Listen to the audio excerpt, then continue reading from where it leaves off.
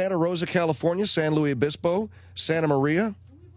We have one in Concord, New Hampshire. Concord, what's that state? North Carolina.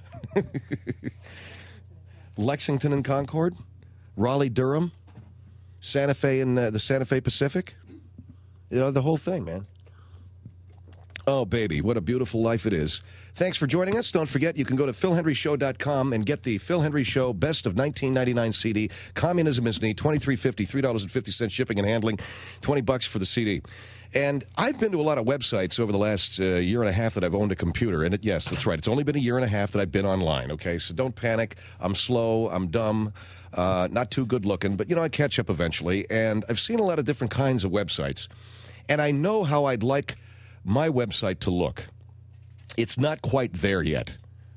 So when you visit the philhendryshow.com website and you see a rather staid unidimensional look to the sheet, please be advised and be forewarned that they are working on the problem.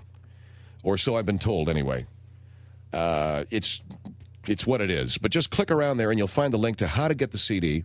And I say that with all due respect. We got a great webmaster, Bill Kiesling, but apparently those guys, it just takes them a while. You know, they want to figure out how to push, you know, enter or something. Anyway, check it out. You'll find where to get our CD, and all of the proceeds go to my friend's place, a resource center for homeless and runaway kids in Los Angeles. We've made $40,000. I didn't get my update today from my friend's place as to our total today, but as of yesterday it was $40,000. Couldn't be that much more today.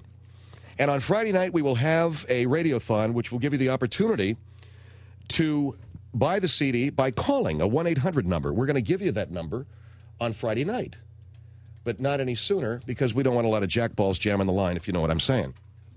So, on Friday night, we'll give you the 800 line, and you can call up and order the CD directly that way. Also, by ordering it on Friday night, we'll autograph it for you if you would like. And some of you may. We're very happy to do that. Whatever we can do for the great people at my friend's place. In about a week and a half, we are also expecting another personal appearance where we'll go out and meet you and sign the CD in person and sell it in person. I think it's going to be a San Gabriel Valley affair, but I'm not sure yet, which will be kind of refreshing. My old stomping grounds. I don't know where, Pasadena area, somewhere around there. We'll go out and sign the CD in person for you there. And again, the proceeds to those great guys at my friend's place. They're working as hard as they can to earn your trust. Great people over there. 10 years they've been helping the kids who've been living in gutters and sewers and trying to pick them up and clean them up and hose them off and throw them a piece of meat and get them turned around a little bit. The people at my friend's place.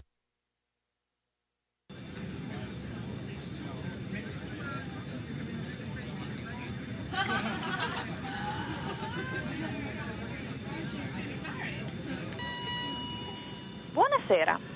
Vi ringraziamo per aver scelto di volare con Phil Hendrie Air.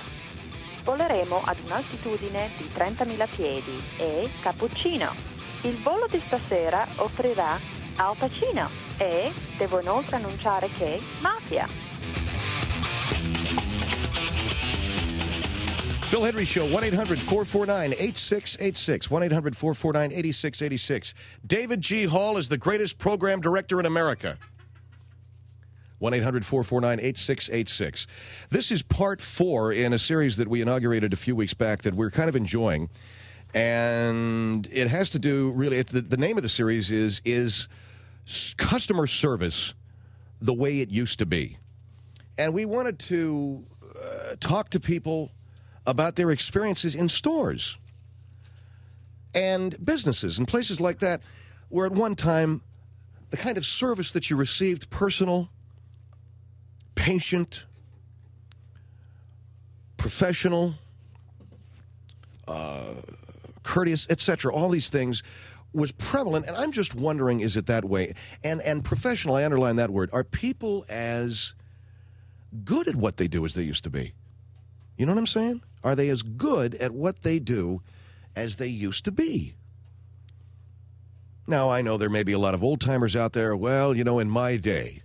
And, you know, I find myself doing that now. You know, boy, do you know you're getting old, man, when you go, boy, it used to be, that sign, it wasn't there. It was across the street.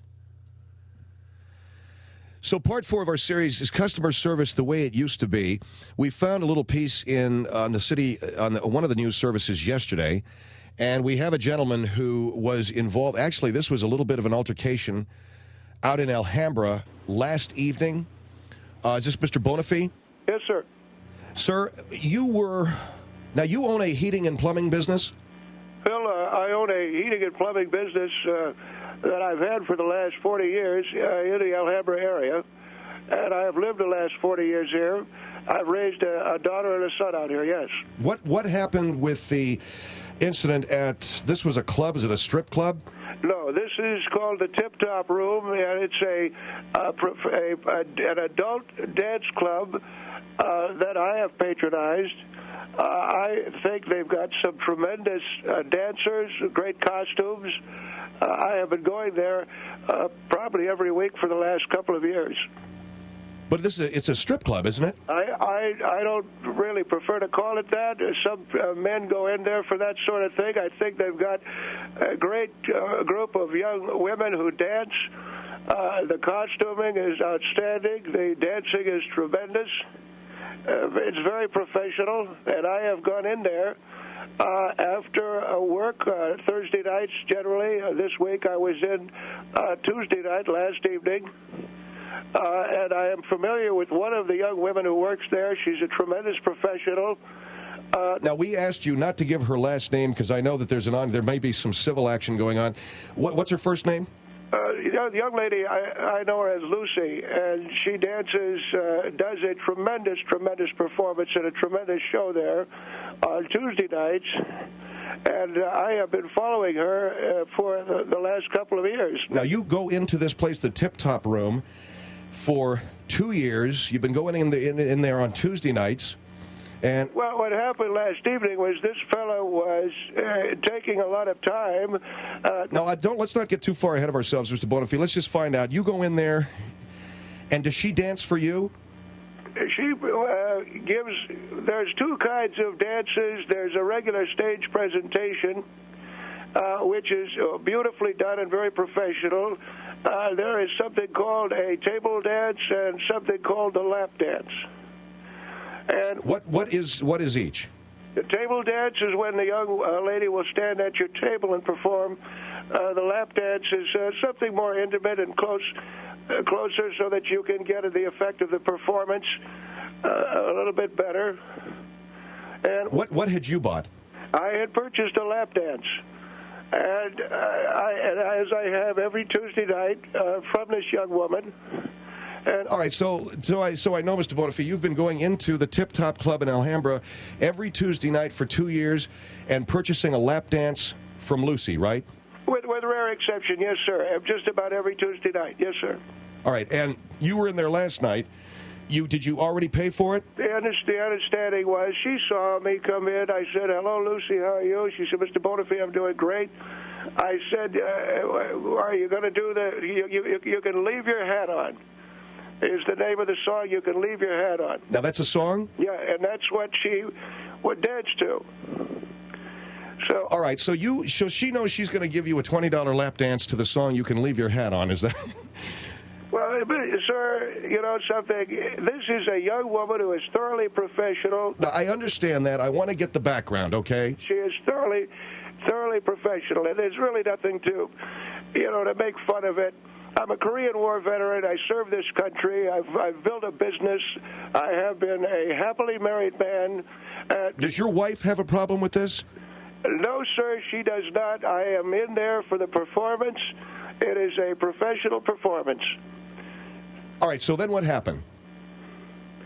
Well, she's over doing a table dance for this fella. And it goes on 5 minutes, went on 10 minutes. They changed the song 3-4 times. Now she's doing a table dance for this fella for 20 minutes. And I went over to her and I simply said, "Why don't you wrap it up and let's get going?" And because you wanted her to come over and do her lap dance. Because she knew I was going to pay for the and keep this in mind, the table dance is a $15 dance. The lap dance is $20. So she's over giving this guy 20 minutes of a table dance. And well, but here's the thing. Table dance or no, lap dance or no, if this guy's throwing money at her, she's going to stay there. Well, this is what I told, and I talked to Gene Shakes, who's the afternoon manager, and Buddy, who works over the bar.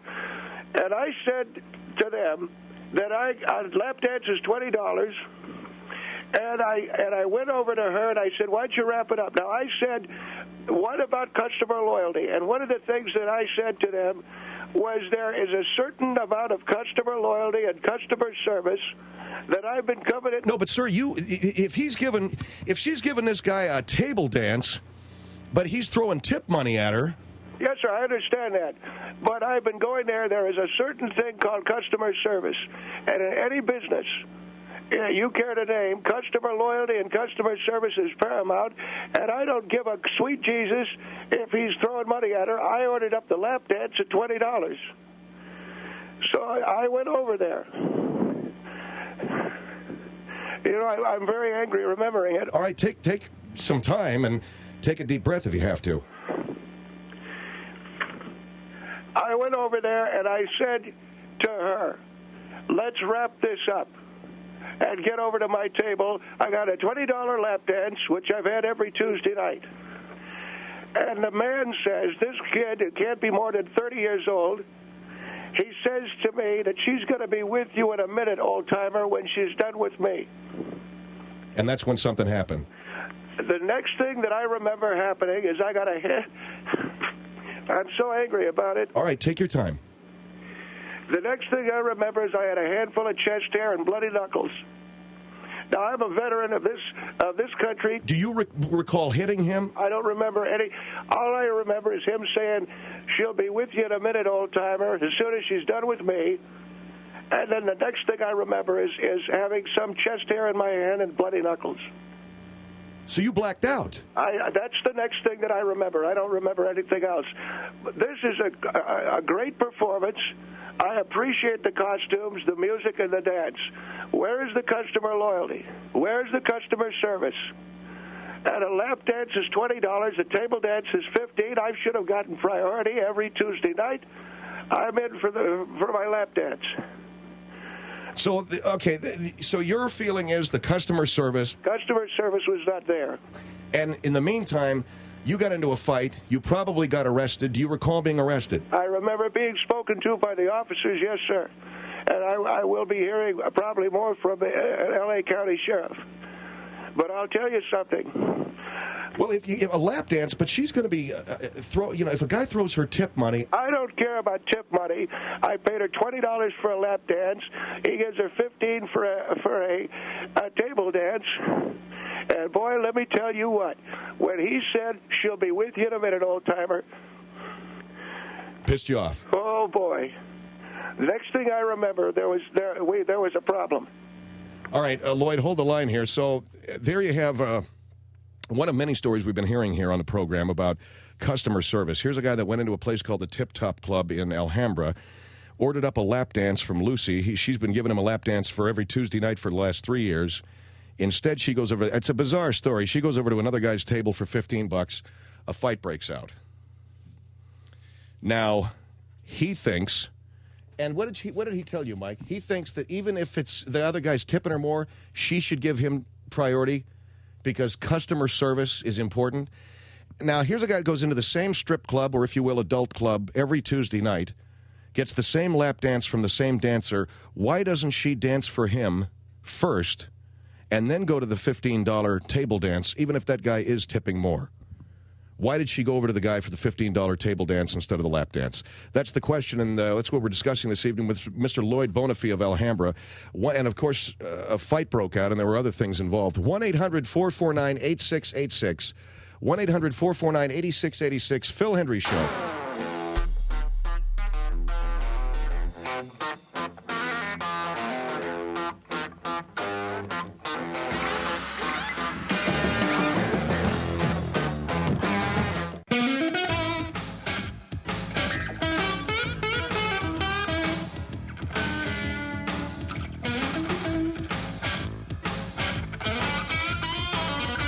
Phil Hendrie Show, 1-800-449-8686. On the line, Mr. Lloyd Bonifay from Alhambra, and he is talking about a club that he goes into once a week. It is, you don't call it a strip club, correct, sir? Sir, some men may call it a strip club. It is, I go in for the dancing. Don't you go into this place to see the women take their clothes off? Sir, I don't go into the place to see women take their clothes off. I go in to watch what I think is outstanding dancing and costume. And I've been going in on Tuesday nights as a way of giving myself some relaxation after work. And this young lady... all right, this is a young lady who's giving you a lap dance every Tuesday night. She's giving me a lap dance every Tuesday night. She's outstanding. But last night, she's given a table dance to this guy for $15. Now, a lap dance is $20, and that's standard. You can check her out. $15 table dance, yet she spent 20 minutes on the guy with the table dance. Now, here's what I'm saying to you. The guy getting the table dance was giving her more tips, okay? That doesn't make any difference, sir, because I've been in every Tuesday night for 3 years buying a lap dance, and there is such a thing as customer loyalty. So you're saying because you've been a constant customer that she should have hung out with you. She should have wrapped it up and come on over. Now, when she let the customer get involved, and this guy... What did this guy say? He said to you, well, I'll be with her, she'll be with you in a minute, old-timer? He said, she'll be with you in a minute, old-timer. That's when I blacked out. And did he hit you? No, he didn't hit me. I probably hit him. I had bloody knuckles, and I had a handful of chest hair, and the police were talking to me, and he looked like he was sitting in a chair. He didn't know what hit him. That's what I'm talking about. Customer service and a professional environment, and you can check around. A lap dance is $15 a lap dance $20, $15 is a table dance. All right. The problem is you got yourself in trouble with the police. That's what I think is problem number one. Charlotte on the Phil Hendrie Show. Hello? Hello? Charlotte, yes, sir. Yes. I just wanted to say that I understand about customer service. I work in one of these bars, and I see this a lot. You see, but you know what I'm saying about the table dance. Yes, I know about the table dance, okay, and that's your $20 for her 5 minutes worth of time. But if she was with this guy for 20 minutes, he's already given her at least $120. She is there to make money, okay? She's not there to be your best friend. What about customer service? Customer, and I understand customer service. I've been doing this for 15 years. But if you're a regular customer, you should understand that she is there to make money. She has bills to pay. She is there to make money. Your $20 is important. Hold on for a minute. I've been in there every Tuesday night. Okay, so we're looking at $80 a month. This guy, if she was there for 20 minutes, right, he's already given her about $120, and he's probably given her more than $20 a dance. See what we're saying? She is there to make money. You see what we're saying?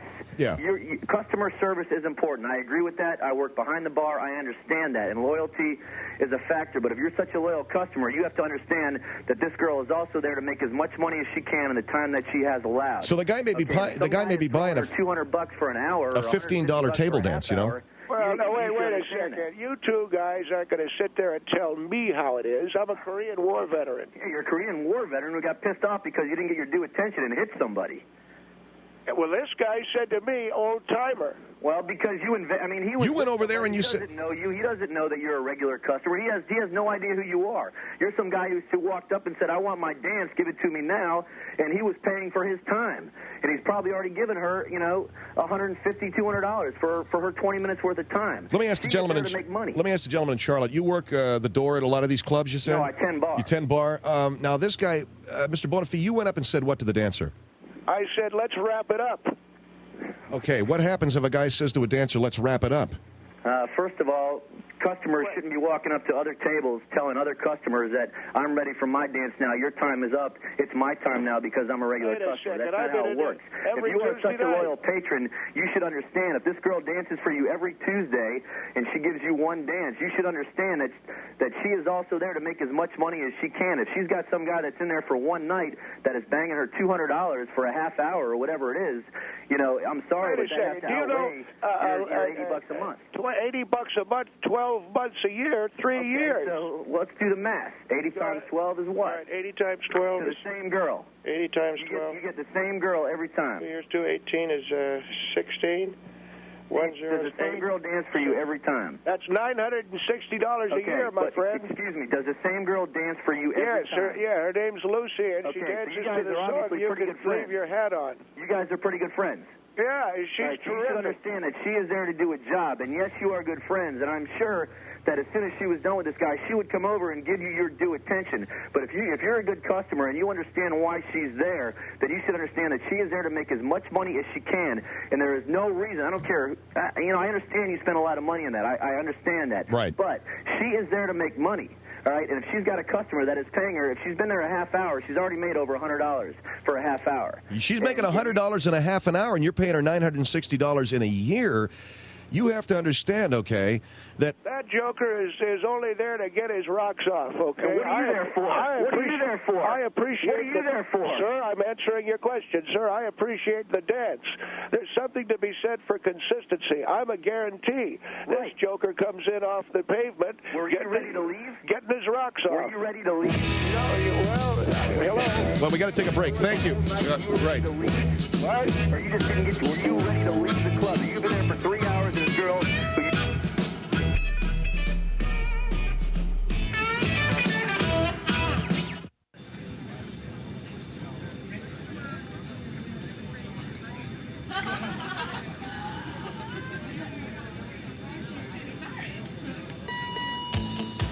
皆様、本日はシル・ヘンドリーエアをご利用いただき誠にありがとうございます。この飛行機は地上3万フィートを飛行してまいります。また通信 Bill Hendrie Show at 1-800-449-8686. Part 4 in our series, Is Customer Service What It Used to Be? On the line with us, a caller and listener from Alhambra who went into a place called the Tip Top Room in Alhambra.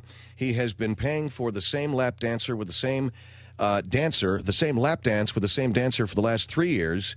And the other night, last night, actually Tuesday night, he was in for his lap dance, and she was giving a table dance to another customer, but spending more time with him. Our caller feels that because he's spending $20 for the lap dance, the other guy's spending $15 for the table dance, that she should have, and that you've been a regular customer. Yes, sir? Yes, and you're missing the point. I've been going in for the lap dance for 3 goddamn years, and I'm going to have to ask you to watch your language, okay? Well, I'm very angry at the fact that there's not loyalty to the customer and customer service. Now, I understand the guy had a table dance, and he might have been throwing more money at her, but I've been giving her my business for 3 years. She's a wonderful dancer, wonderful costumes, and yeah, but sir, well, the other guy's in there just getting his jollies. And, but you're in there to watch her take her clothes off. No, sir, let me tell you something. I don't go in for that. I'm in there to see the beautiful costumes and the wonderful production value of the numbers. All right, but it is about money. I think that's what the other guy was trying to say. 1-800-449-8686, Fort Lauderdale on the Phil Hendrie Show. Hello? Hi. Yes. Sir, you're not going into a Walgreens or an Eckerd's or a McDonald's. There's no such thing as customer service. It's about economics. She is loyally taking your money. Wait a second. I've been in there, the same lap dance, and she's the girl that does the dance till you can leave your hat on, which is a tremendous production number. That's lovely, but you're paying her what, $20? And the other guy's probably got some money on the table already. So well, but whatever happened to customer loyalty? If you wanted more time, time is money in her case. Whatever happened? More money on the table. You socked this guy, didn't you? He said to me, "She'll be with you in a minute, old timer." And then the next thing I remembered, I had a handful of chest hair. Yeah. So on top of that, you beat up the guy because he took away some time from you? Well, let me explain. See, I'm a Korean War veteran. So you can still go to jail. Well, that's true. But you don't lip off to a veteran. You don't ever mouth off to a veteran because I'm liable to... I'll pull some kung fu on your ass, and that's all she wrote. Over $20? All bets are off. A $20 lap dance? Is anybody hearing me? I've been going in there every Tuesday night for 3 years. Getting a lay. With me and Lucy, it's not just a pay and a lay. We got a relationship. You have a $20 relationship with the woman. She knows me and understands me. Wait, what are you talking about? She's told me about her life? That's to get more money out of you. What are you trying to say? What the lady is saying. But she's there to... You called her a performer. You called her an actress, right? That's right. That's what they are. They pretend like they give a crap about you. Are you a dancer, ma'am? No, I'm not. Well, they pretend like they give a crap about you to get more money. Don't was a waitress. Whoa. Don't talk that way about Lucy. She's a dancer. Don't you ever disrespect my Lucy. Buddy, she don't care about you. She's there to dance and get your lousy $20 lap dance. She probably sees you coming through the door and goes, oh, here comes that guy who wants his lap dance every Tuesday night. I might as well get it out of the way. And don't you know something, mister? If you were standing in front of me, I'd slap the smirk right off your face. I'm trying to lay the truth on you here. Your $20 lap dance, she probably lays it on you because you're a nice old guy, but she's going over to make a couple of bucks with the guy, with this other guy. The only reason why that guy was in there was to get his rocks off. So everybody is over there to get their jollies except you. What is that supposed to mean? I'm asking you a question. Get my jollies? I'm in there to see the beautiful production value, the costuming, etc. The costuming. You're in a joint called the Tip Top Room, and you're in to see... Wait a second. Hold on. What are you trying to say? Well, I think that We're trying to say that there's no such thing as costuming. If you want costuming, you would have went to Vegas. I'm there for the art. I'm there for the artistic display and presentation. She does this song. You ever heard this song, You Can Leave Your Hat On? Yes. You know the song I'm talking about? Yes. And she comes out, but you can leave your hat on. And she's wearing a hat with glasses. That's beautiful. But the other guy is paying her more money. Yeah. Than you are. And she's leaving her hat on with him, too. Don't talk that way about Lucy, or there's going to be some serious... What are you going to do? You're going to go over to Phil and slap him? I'll go to the radio station and Oh, okay. Okay, let me tell you. Thanks, ma'am. We've got security here, okay? I just say she takes everything. What I wanted to tell you about You Can Leave Your Hat On is she takes everything off but the hat. You get it? Yeah, I got it. You can leave your hat on. She takes everything off but the hat. It's a tremendous display. All right, Valencia on the Phil Hendrie Show. Hello. To me, that's artistic. Hello? Where'd you find this old trick? This is a gentleman who is in a club and has been going to the same club for the last 3 years for the same lap dance from Lucy and believes in customer service. He believes it. This old pervert. Wait a second. I'm a Korean War veteran. I was just going to say, if you were in Korea, you know the B-girls. Remember the B-girls you used to pay money to? Look at pal. I got it down. I know what's going on. But I go in there for the artistic display. Don't give me that, you old trick. You go in there to get your rocks off if you can. That's a load of bullcrap. No, it's not. I go in. These young ladies are there. They're supporting families. This young Lucy told me she's got a kid that she has to support. And I go in for the lap dance and the beautiful costumes. Oh, bull! Hey, listen. Bull, huh? I've been to the. I bet you're the kind of guy that goes in there to get his rocks off, don't you? Listen. I knew Lucy before you did. You knew Lucy. And she's nothing but a bee girl. Hey, brother, I'll tell you what. A trick. You know what you are? You don't appreciate art. I do appreciate art. You probably appreciate Steve, but you don't appreciate art. Listen. Okay, God. Atlanta on the Phil Hendrie Show. Hello. Hello. Yes, sir. Hi. Tonight? Good. I'm trying to figure out what this guy's coming off at. He's talking about the concern for customer service. I'm talking about customer service, sir. Right. But then again, at the same time, you talk about the need for a friend. Customer service does not mean a friend or a special need. You're talking about a customer relationship. She's a vendor. You're a customer. For all you know, and let me tell you, I know some people that dance for a living. Hold on there, mister. Hold on. We've developed a relationship. Hey, listen to me, okay? We've developed a relationship. You're looking for a relationship. There, I got it out. Between you running your mouth. Yeah. You're looking for a relationship. We developed a relationship.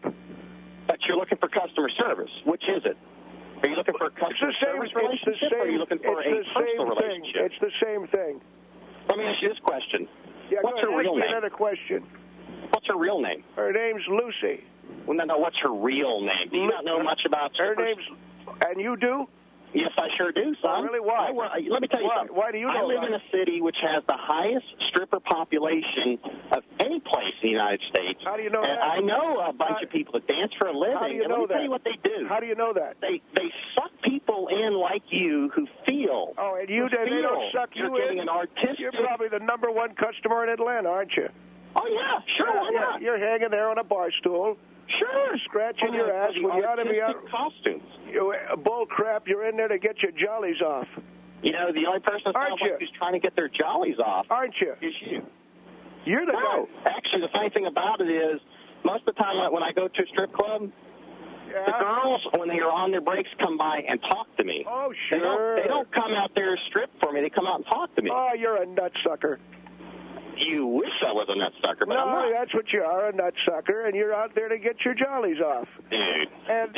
Seriously. You know, here's the problem with America today.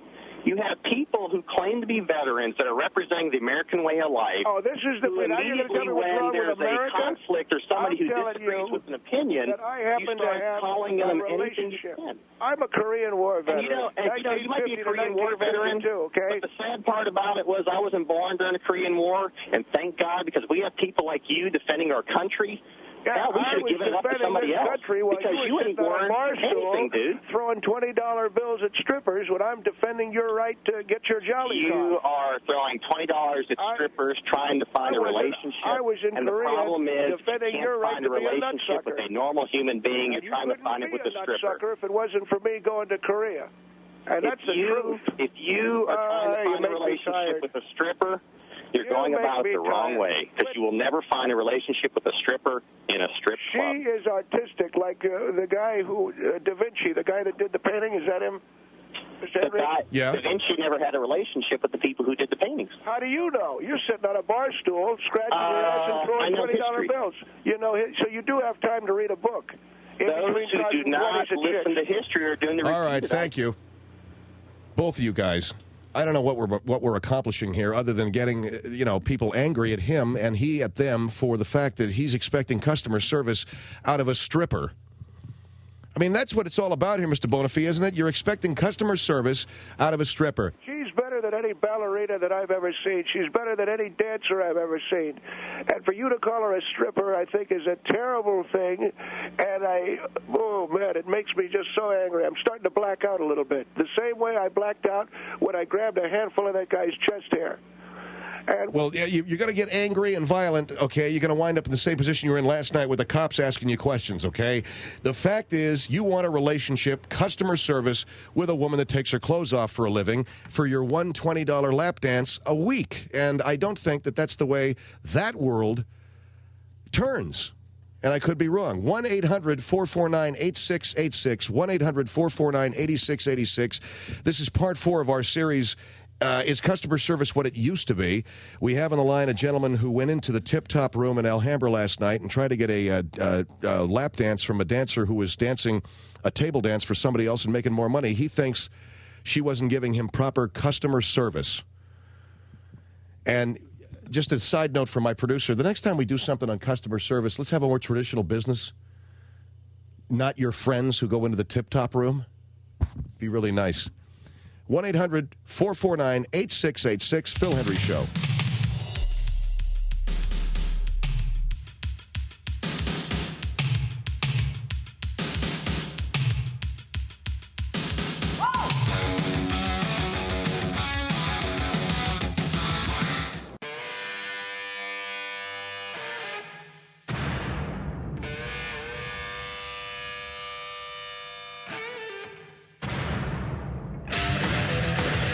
Show at 1-800-449-8686. Is customer service the way it used to be? Are you getting the... and I envision doing these series of programs on customer service. We were thinking more of... I suppose we were thinking of the Walgreens. I guess we were thinking of the Long's Drugs and the Macy's and places like that. We have a guy on the line who was involved in something that at least made the wires. He's been paying the same dancer for the same lap dance for 3 years, and apparently... a fight broke out when she was spending more time with a guy who was paying for a table dance. Now, the line was, apparently he went over and told her to wrap it up and get over to his table.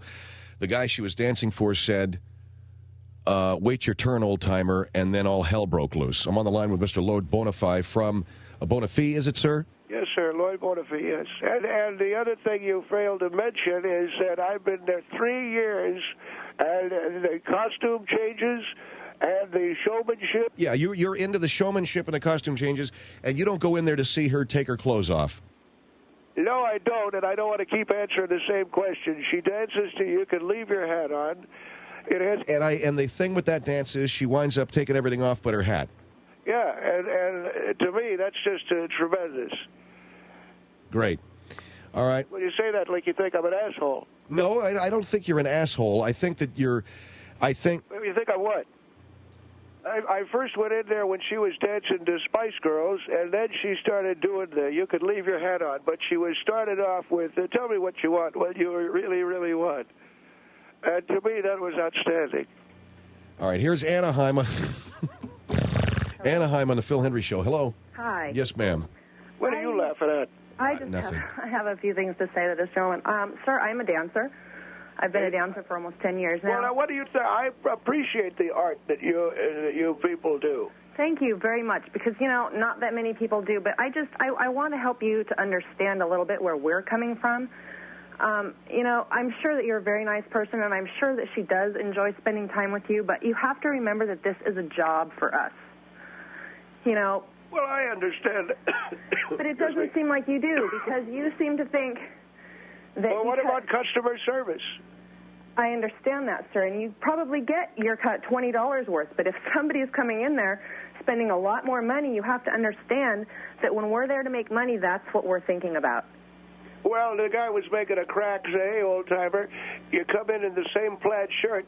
I come from work, and I sit very attentively, and she straddles, what you do with a lap dance. Well, you're familiar with what you do. Yeah. And Yeah, well, let me ask you a question. If you're not there for getting your jollies off, as you put it, what are you paying for a lap dance for? How about just a table dance? What's that supposed to mean? Well, why don't you just have her dance at the table? What has she got to be giving you a lap dance for? Why is she straddling you? Because, sir, I'm into the artistic expression. That's why. Well, what difference does it make if she's Everybody has their own preference, though. Everybody goes in there for a different thing, and everyone is just as entitled to what they get out of it. Do you dance to this deal, the Spice Girls, or any deal like that? Yeah, and you know what? The act that you're talking about isn't original. I hate to burst your bubble, but I've worked in 3 states, and I've seen that act everywhere I've ever been. You can leave your hat on. I saw that at the Pink Lady Lounge in Palm Springs. What? It's a cute act. I saw it at the Pink Lady Lounge in Palm Springs. Yeah, crap. It's a cute act, but it's. And then she comes out and does what? All I want for Christmas is my 2 front teeth, and she has a Santa Claus hat on with a little bottle of milk. It's great. What are you laughing at? Mr. Bonifay, we're talking about... I'm trying to help you understand, sir, this is a job for us. I'm a Korean War veteran. She sees dollar signs. Do you understand that? Yeah, but you know what? I'm a Korean War veteran. And but what does that have to do with it? This guy what does that have to do with anything that we're talking about? I told her to hurry it up, wrap it up, and let's get on with the lap dance. And this guy says, hey, old-timer, bug off. Well, let me tell you, what would you say to someone that interrupted your lap dance? What would you say if someone came up to you and said, excuse me, I want her now, you need to go away? All bets are off. See, you wouldn't appreciate it, so why would you do it to someone else and think it's okay? She'd been standing there dancing her fat ass in front of this guy for 20 minutes. Maybe he was giving her a lot of money. Did that ever occur to you? Oh, I see. So it's the almighty dollar, is it? That's exactly my point. Boy, that's a sorry state of affairs. Well, what do you go to work for every day? What do you think this is, Disneyland? Yeah, what do you go to work for every day? Disneyland, baby. That's exactly what it is. So the almighty dollar rules everything. What do you go to work for every day? Yes, it does. Boy, and I thought we lived in a Christian society. You go into a titty bar and talk about being Christian? Where do you get off?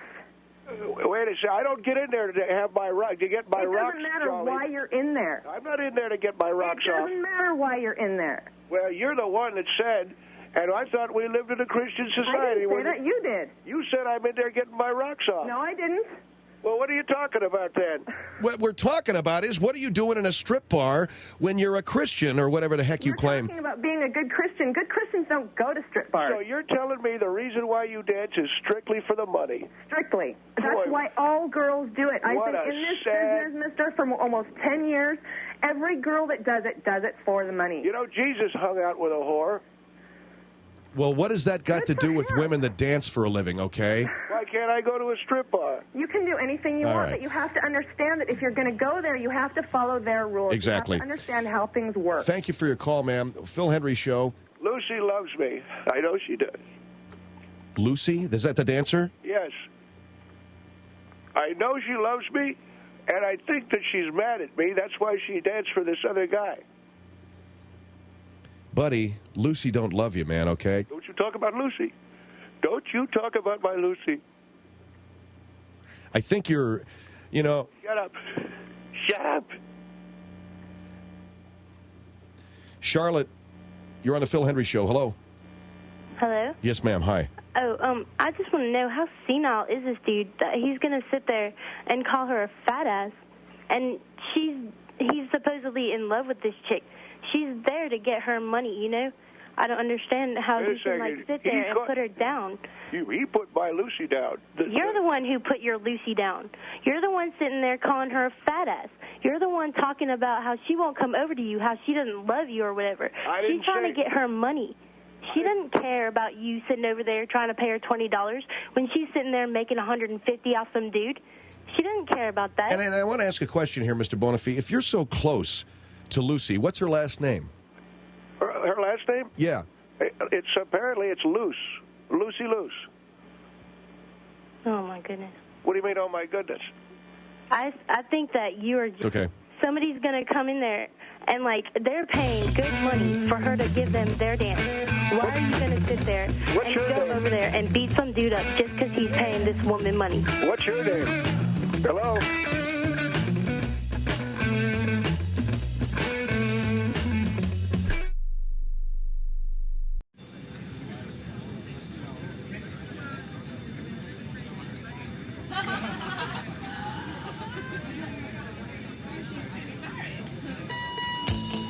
Hola y gracias por volar en la aerolínea aérea de Phil Hendrie. Estaremos volando a una altitud de 30,000 pies. Oh, y también Green Card. 98686. Say, would you like to get a copy of our Best Of CD? You can do it by logging on to philhendrieshow.com and ordering it online. It's only $23.50 online. That's $3.50 shipping and handling, $20 for the CD. All of the proceeds go to my friend's place, a resource center for homeless and runaway kids in Hollywood. We've been doing this for 3 years now with my friend's place. This year, we've made $40,000 so far with our online sales and our personal appearances. In about a week and a half, we're going to have another Los Angeles area personal appearance somewhere out in the San Gabriel Valley. I'm told, I don't know. So that'll be probably a week from Saturday. Don't quote me on it yet. And again, if you'd like to order it online, you can do that. Friday night, we're going to have our radiothon. So we'll be selling it. Special 800 number will be given out, and you can call and order it over the phone this coming Friday night. 1-800-449-8686. A Texas businessman was ordered held without bond today on charges he conspired to arrange the 1997 slaying of his ex-wife in Florida, whose quadruplet toddlers were later found crawling through her blood. Imagine the viciousness of a crime like that. Alan Blackthorne entered no plea today in his appearance before U.S. Magistrate Pam Matthey, who ordered Blackthorne held pending a hearing next Wednesday. This is gruesome. Blackthorne could be sentenced to death if convicted of conspiracy to use interstate commerce in a murder for hire, or to life in prison on a charge of interstate domestic violence. The charges were contained in an indictment returned Tuesday by a federal grand jury and unsealed today at a hearing. Blackthorne was indicted by a federal grand jury on Tuesday. Now listen to this. He was taken into custody after finishing a round of golf at the Oak Hills Country Club, said his lawyer, Richard Lubin. Lubin said Blackthorne looked forward to the chance to prove his innocence. And the attorney went on to say this is a terrible tragedy that has happened here, but Alan Blackthorne had nothing to do with it.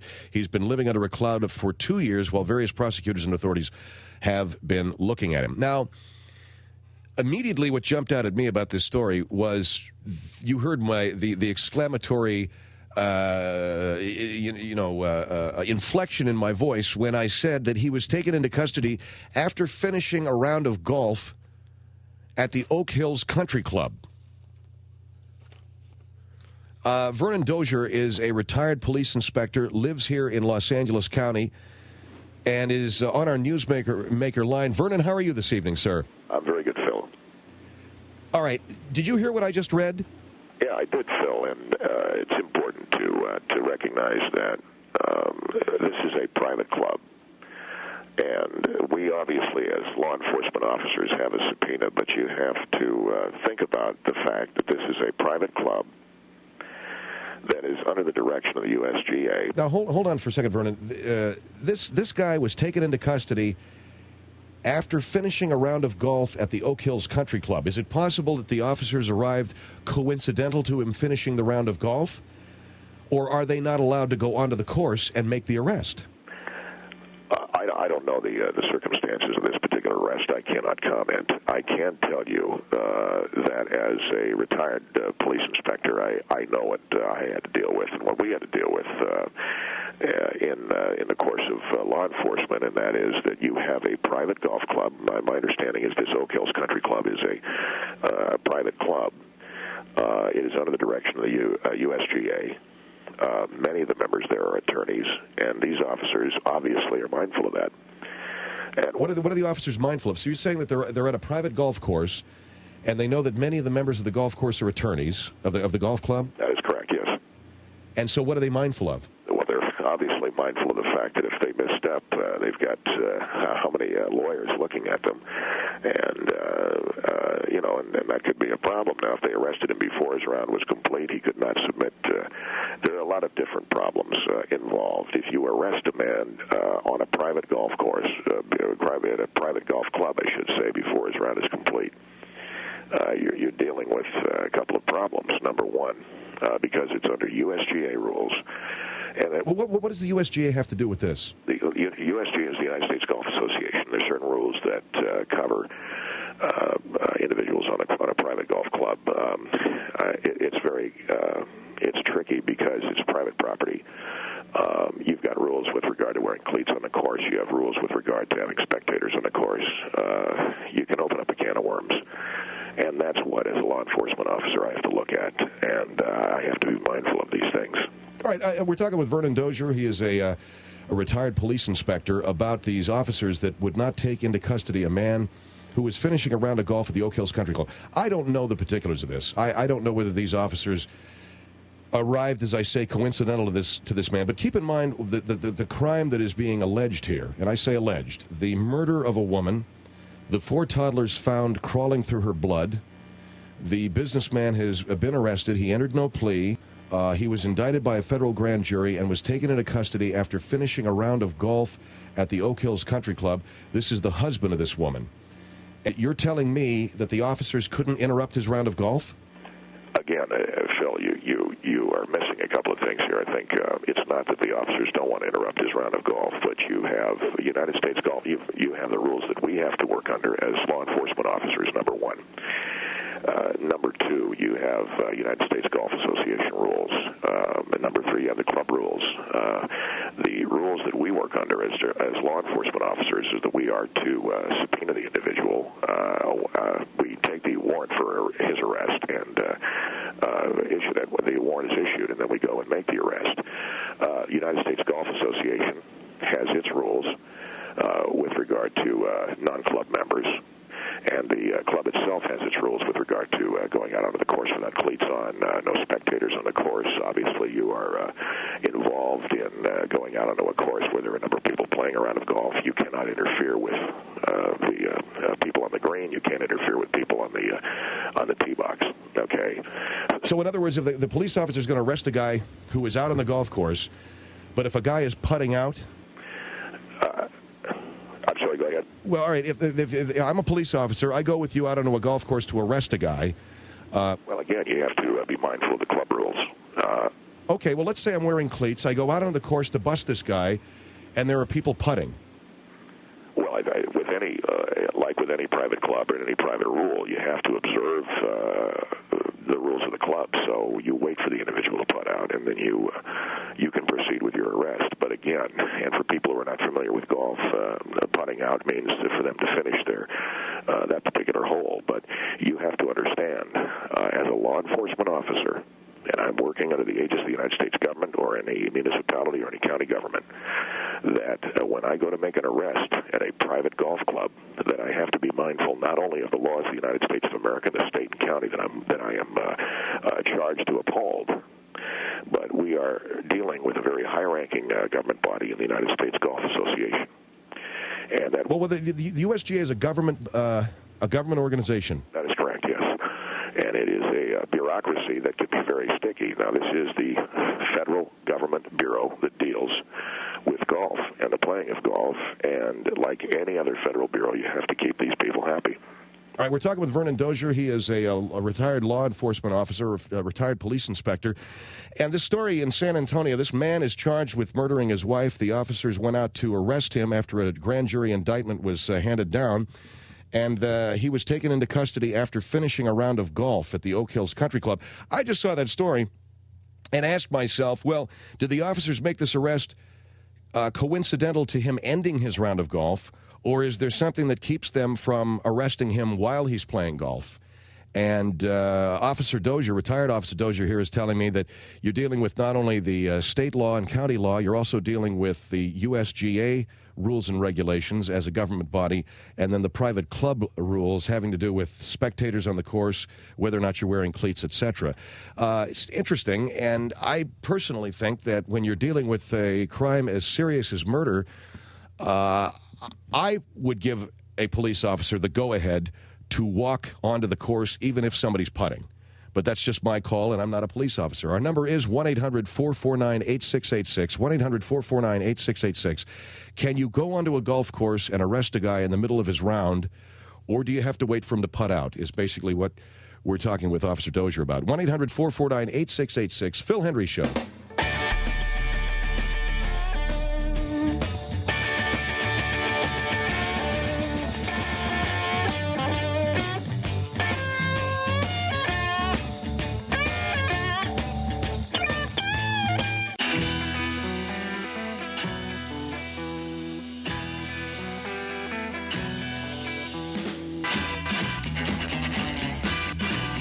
Phil Hendrie Show, 1-800-449-8686. The story's from San Antonio, where a Texas businessman was ordered held without bond today on charges he conspired to arrange the 97 slaying of his ex-wife in Florida. Alan Blackthorne entered a no plea today in his appearance before a U.S. magistrate. He could be sentenced to death if convicted of conspiracy to use interstate commerce in a murder for hire. Blackthorne was indicted by a federal grand jury on Tuesday, and then this interesting piece from the news story. He was taken into custody after finishing a round of golf at the Oak Hills Country Club, according to his lawyer. This crime this man is alleged to have committed, and we have on the line Vernon Dozier, who is a retired police inspector. This guy, the crime that the man is alleged to have committed is murder. It's a serious crime.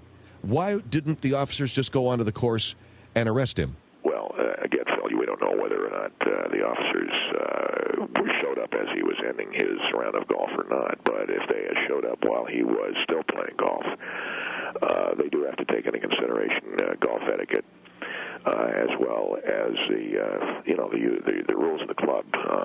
The rules have changed over the years. Interestingly enough, they wanted cleats on the course. Now they don't want cleats on the course, but you can't wear street shoes out there. All right, let's go to Concord on the Phil Hendrie Show. Hello.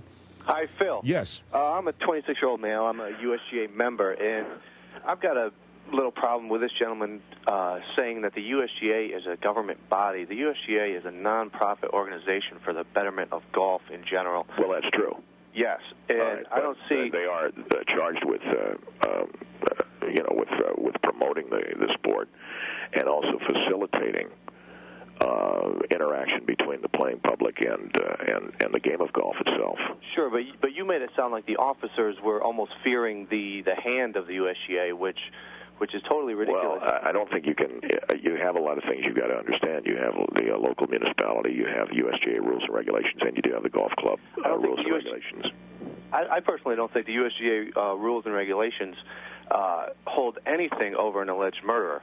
Well, I mean, I'm you heard the story. golf The officers etiquette. were waiting to take him into custody after finishing a round of golf. They have to be mindful of USGA rules. Look in the handbook.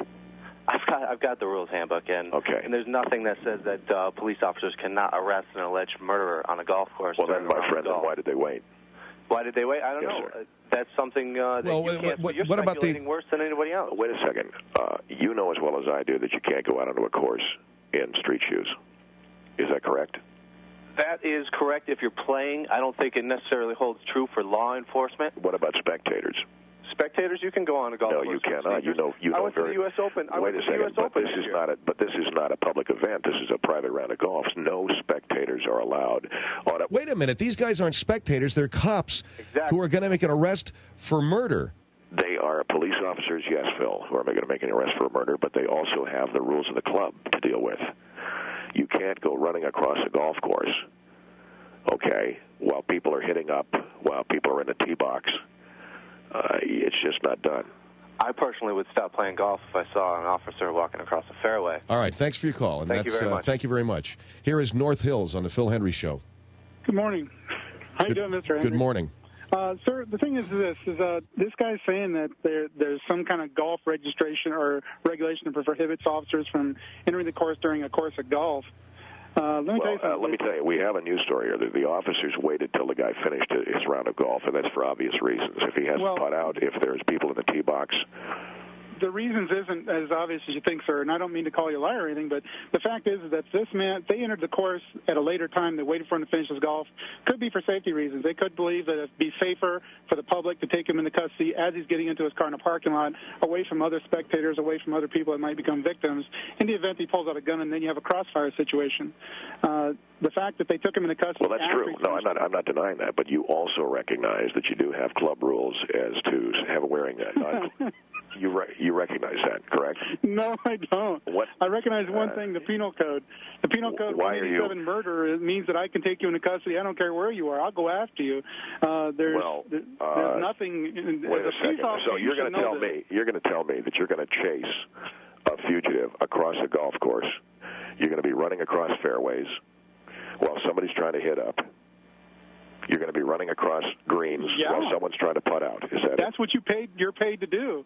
Excuse me, but the USGA rules, but here's where we get the USGA rules, Phil, and this is what I was mentioning to you. You can't run across... USGA has no precedence over a murder case. Hold on for a minute. The USGA states you cannot make undue noise on a putting green with someone.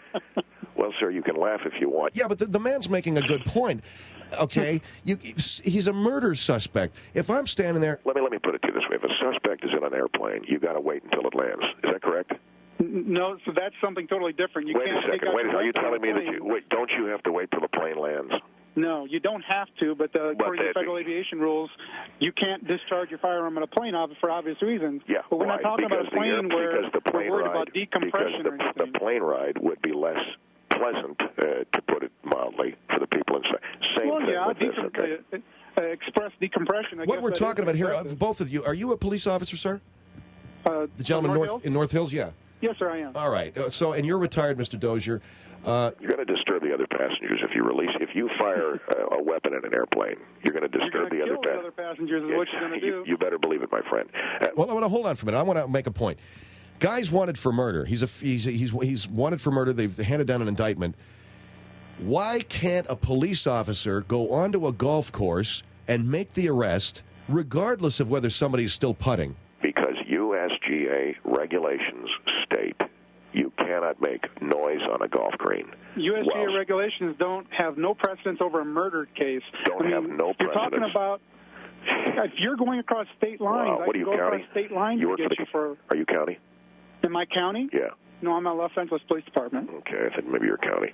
Go ahead.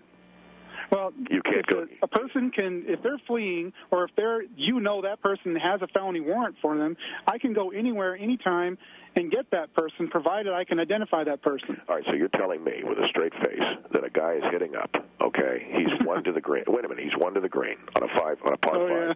Okay. And he's hitting up, and you're going to mess his shot up? Oh, yeah, I'm going to mess his shot up. Man. Get out of here. Thank you for your call. Get out of here. You're telling me you're going to mess that guy's shot up? He's one to the green on a par 5, and there's a murderer running away. Come on. Phil Hendrie Show, 1-800-449-8686. 1-800-449-8686.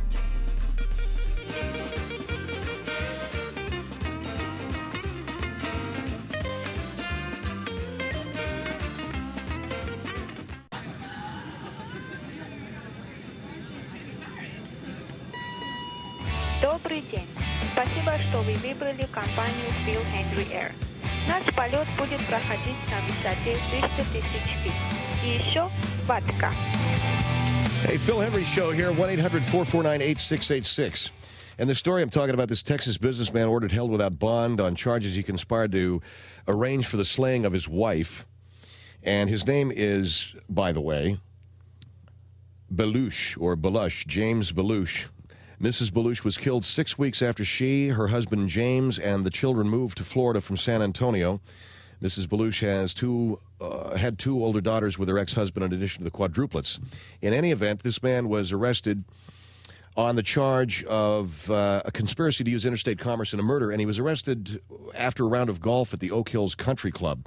On the line, Vernon Dozier, a retired police inspector, who claimed, and I asked the question, why can't they just go out onto the golf course and arrest and execute a warrant for murder, an arrest warrant for murder? And basically, Vernon is saying you have to take into consideration the fact that there are certain club rules prohibiting wingtips on a golf course. Let me ask you this. If the officers had worn cleats?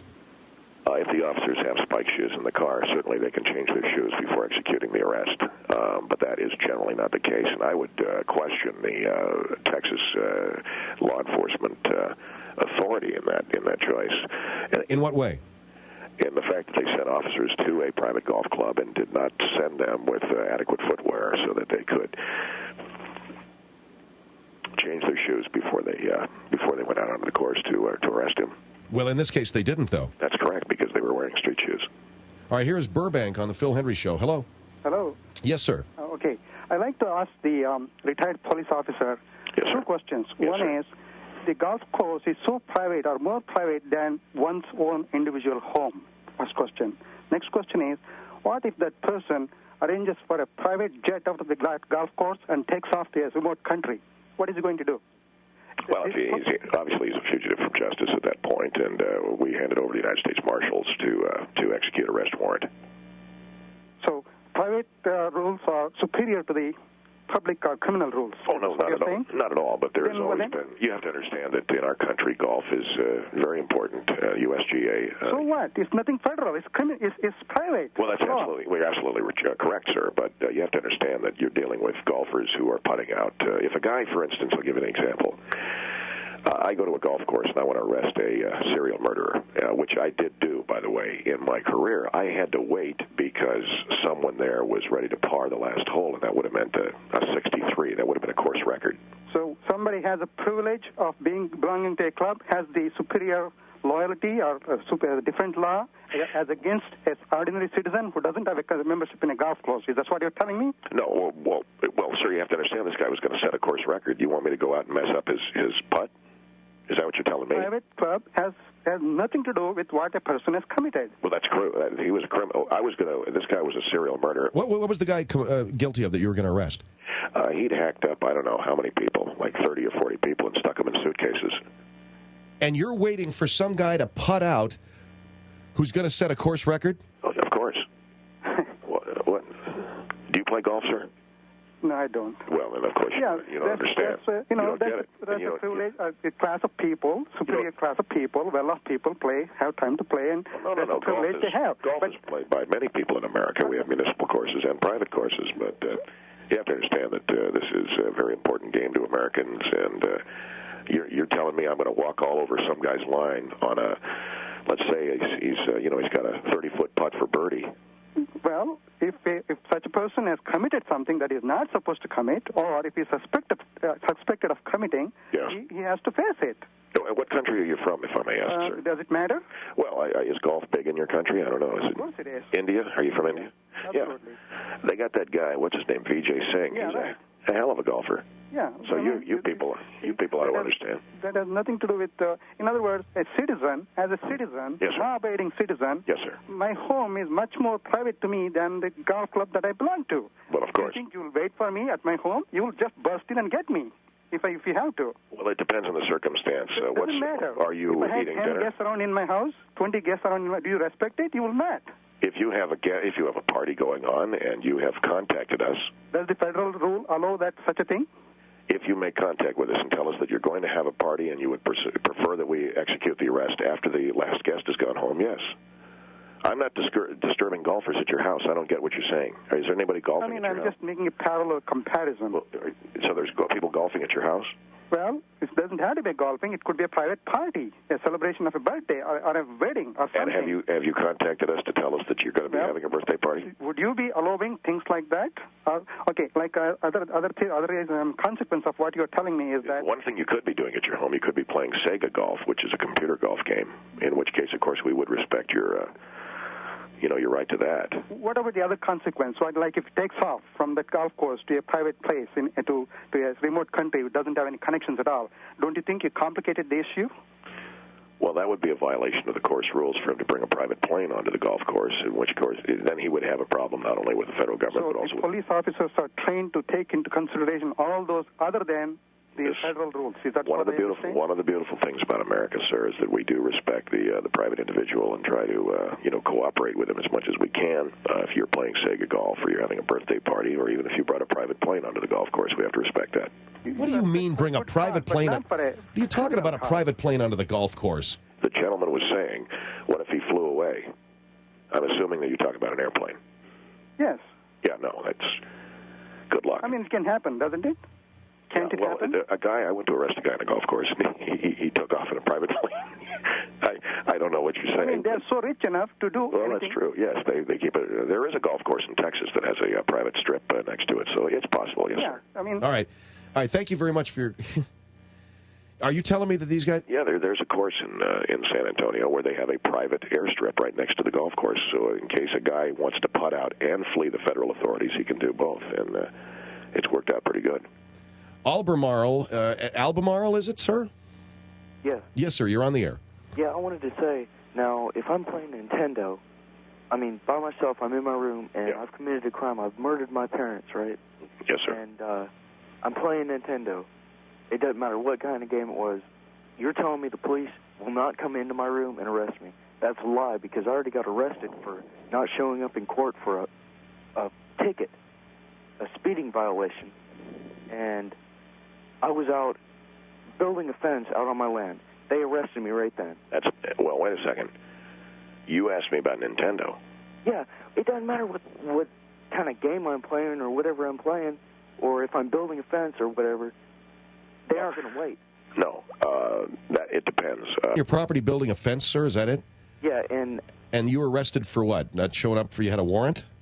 No, yeah, well, I had a warrant. See, my lawyer did not call my name out, and... Yeah, sure, kid. Look, there are rules we have to follow. Well, let's listen to what the guy said, okay? Look, he's going to tell me a sob story or something. There are rules that we have to follow. All right. Okay, look, there are rules we have to follow, son. If you're in your room and you're playing Nintendo 64, correct? Okay, is that your hypothesis? Yeah. All right, and you're playing a golf game of some kind. I don't... Virtual reality golf. We will respect at least your score. I mean, how many holes have you played? You've got to be specific. You've got to be specific.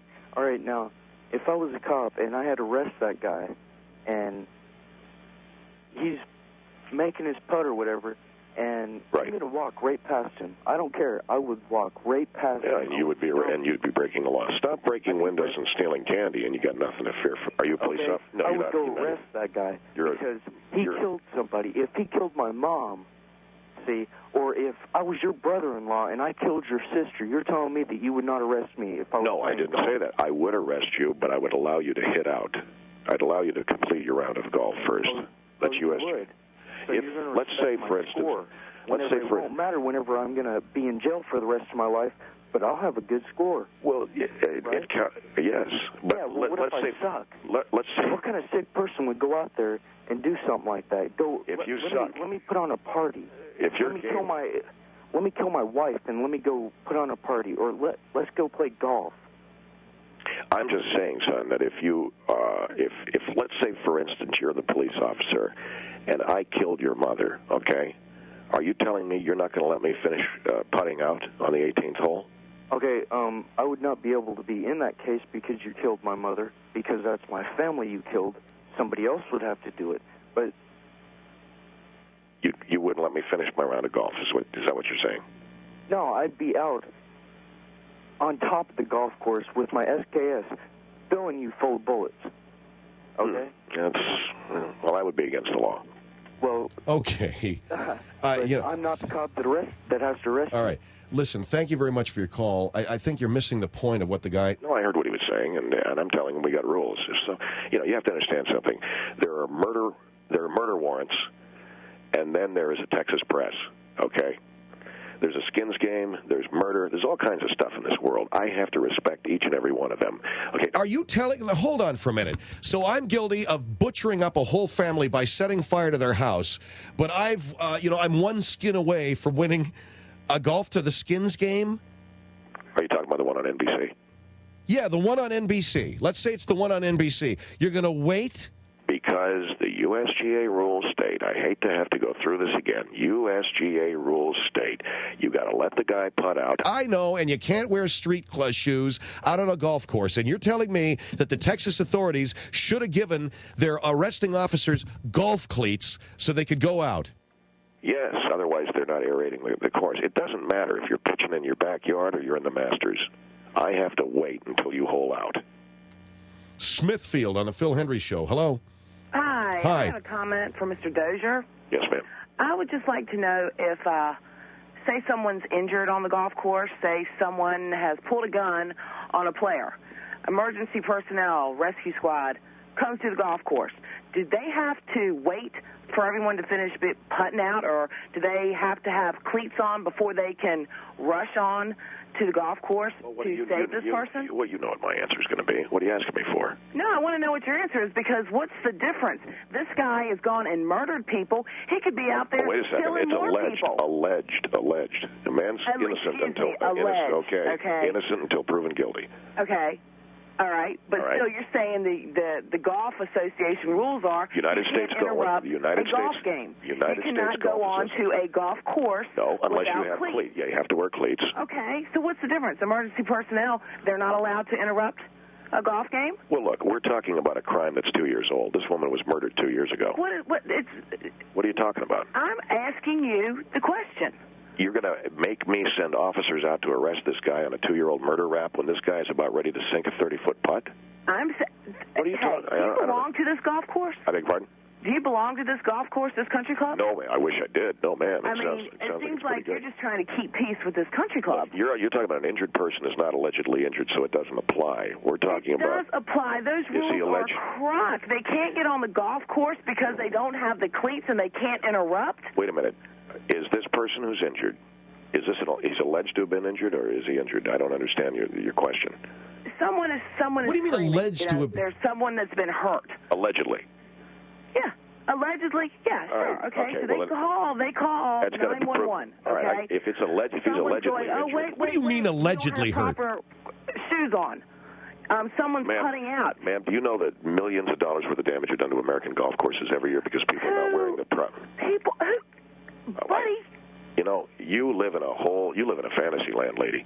You are a joke to be even a police officer. I follow the rules of the law. You're more worried about a golf game than arresting a criminal. I follow the rules and the laws of the United States of America, ma'am. That is what I'm charged to do, and I have to. You are also to uphold this and protect He's an alleged criminal on a 2-year-old rap, a 2-year-old beef. Look, get back to my original question. Yeah, you said he was allegedly injured. I don't know about that. If he's really injured, yes, I'm going to do everything I can to help that person. They're going to be able to get out there no matter what they have on. But the USGA rules state that you must remain silent in the tee box while a player is hitting up, okay?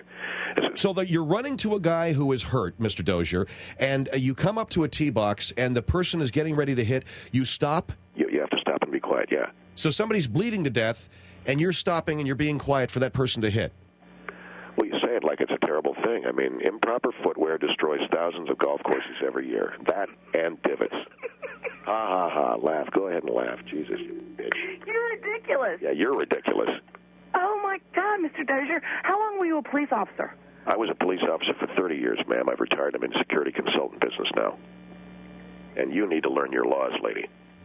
She needs to learn her laws. You're going to stop. Thank you for your call. You're going to stop and wait for a guy to putt out. And the Texas law enforcement, hey, if only those cats had been wearing cleats, they could have gone out and popped the guy. You know what, Mr. Dozier, one thing you're missing, nowadays, most golf courses don't want you to wear cleats. 1-800-449-8686. 1-800-449-8686. Phil Hendrie Show.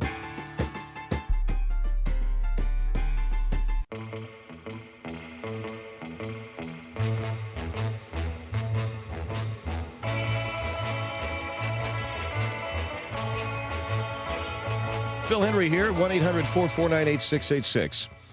Palm Beach, Florida, a little 9-year-old boy. Sometimes stories appear, and I always know that these stories hop up in the news and pop up in front of our faces because they want us to get all angry over the fact that a little kid was mistreated, or the rules are unfair, or how crazy are we with zero tolerance, or whatever. And here's one. I heard this thing, and personally, I just reacted this way. You know what? If you got a rule, you got to follow the rule. This little 9-year-old boy was handcuffed by a cop who spotted him riding his bicycle without a helmet after officials say the deputy told him to wear one. Palm Beach County Sheriff officials say the incident captured on videotape Saturday does not warrant an internal investigation. The video taken Saturday by a private investigator working on an unrelated case shows the deputy searching through the boy's backpack and pockets while the handcuffed child sits on the cement. The boy is also pushed down on the ground twice as he tries to stand. Yeah? What's wrong with that? You think I'm kidding? I'm not. I don't care if he's 9. The kid, hey, look, maybe it's because I'm a new stepfather, and I get off on stories like this. Yeah, it's fun to hear about a 9-year-old kid getting pushed down onto the cement. But the fact is, the rule is you got to wear a helmet, right? Now, the cops apparently told the boy, or they had told the boy once to walk his bike home and get a helmet, which the law here in the state of Florida, I should say, requires for cyclists 16 and under. He later spotted the kid still riding without the headgear. He said the boy did a U-turn and sped away, and the cop gave chase. Deputy catched up to him, held him because he didn't know what the circumstances were. Now he started thinking maybe the bike was stolen. So they start checking out stuff, why the kid didn't got his helmet on, et cetera, et cetera. Naturally, the next thing you want to do when you're an adult, especially like me, I bet you this cop's got stepkids. You want to push the kid face down on the cement and handcuff him. Good for you, man. I mean, you got to teach him that the rules are there to be followed, not to be broken. And if you break the rules, then you have to suffer the consequences. It's like the kid that brings a little plastic knife to school to cut his apple, and the rule says you can't bring knives to school. That's what the rule says. You can't bring no knife to a school. Get it?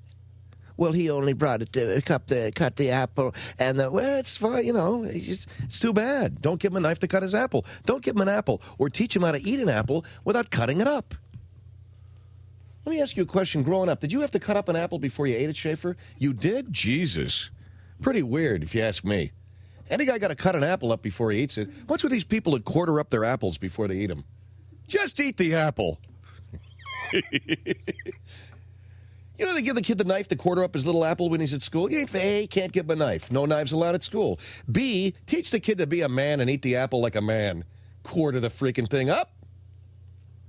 Same thing with those rules at school. Zero tolerance. Hey, it's the way it is. And you can easily step around all of these problems by following the rules. And what's up with people that cut up bananas? Boy, that, you know, you talk about a law having to be, passed. Slicing up a banana on cereal gives me the creeps. Guy takes a banana, a little slice up the slices on the cereal. I could never get with that. I tried it as a kid a couple of times because they would, you're cutting your damn finger is what you're doing. No, they used to have it on the box. You'd look at the box when you were a kid, and it showed the cornflakes with bananas on top. I thought, oh, what the hell? I guess that's what you're supposed to do. So I'd get out the banana, I'd cut it up. I didn't dig it. It was funky. You peel the banana, you eat it. What, you got a problem with a big, long, hard thing going in your mouth? You're afraid who's going to be looking at you? Just eat the banana. Cutting up bananas, way, way out of line. Same thing goes with apples. Got to eat them things straight. And if the law says you can't bring a knife to school, you don't. And if you got to wear a helmet, you got to wear a helmet. And all of these news stories, I'm getting, I'm very aware of what you guys are trying to do. You're trying to tug on my heartstrings. You try to yank my emotional chain and say, well, yeah, this is outrageous the way they're treating our children. And, hey, it's fine with me. You got to understand. Nothing this copper did hurt this kid. He's going to wear a stinking helmet from here on out, A, B, and C. I'm a stepdad. These are stories that I live for. God, it's another, you know what? One more way to torture the kids. Cutting up a banana.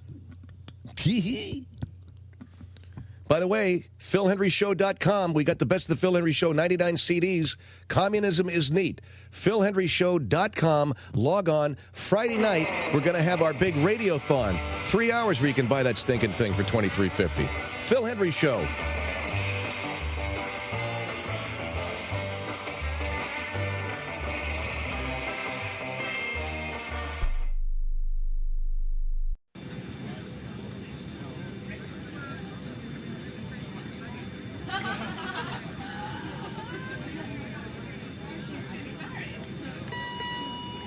Bonjour et merci de voler des liens aériens de Phil Hendrie. Nous contrerons d'une altitude de 30 000 pieds. D'ailleurs, Jerry Lewis. Phil Henry Show, 1-800-449-8686. Friday, we have our radiothon for the best of the Phil Henry Show CD. And we'll see what kind of money we can make this year. Made about $170,000 last year, but now that we're syndicated, we ought to be able to we ought to be able to raise a few more dollars from the fine people out there in the U.S. of A. And all the money goes to a good cause, goes to my friend's place, a resource center for homeless and runaway kids in Hollywood. These are kids that are living in a sewer someplace, and, occasionally they might want to take a bath.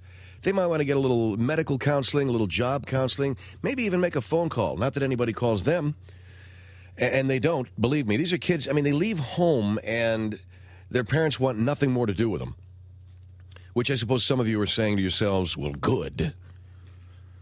Well, even though I'm the evil stepfather, I still believe that you have a responsibility to a kid at least till he's 18. These are kids who are living out on the street. And again, as teenagers, they're the least lovable, least likable people in the world. There's nothing, what is more odious than a teenager? Think about it. They're not cuddly little orphan kids dragged out of the earthquake rubble of Mexico. They're not cutesy poo. They don't look like the Olsen twins. They're just big, gangly, gawky, freaky, scary teenagers. And they're pissed off at this. They're pissed off at that.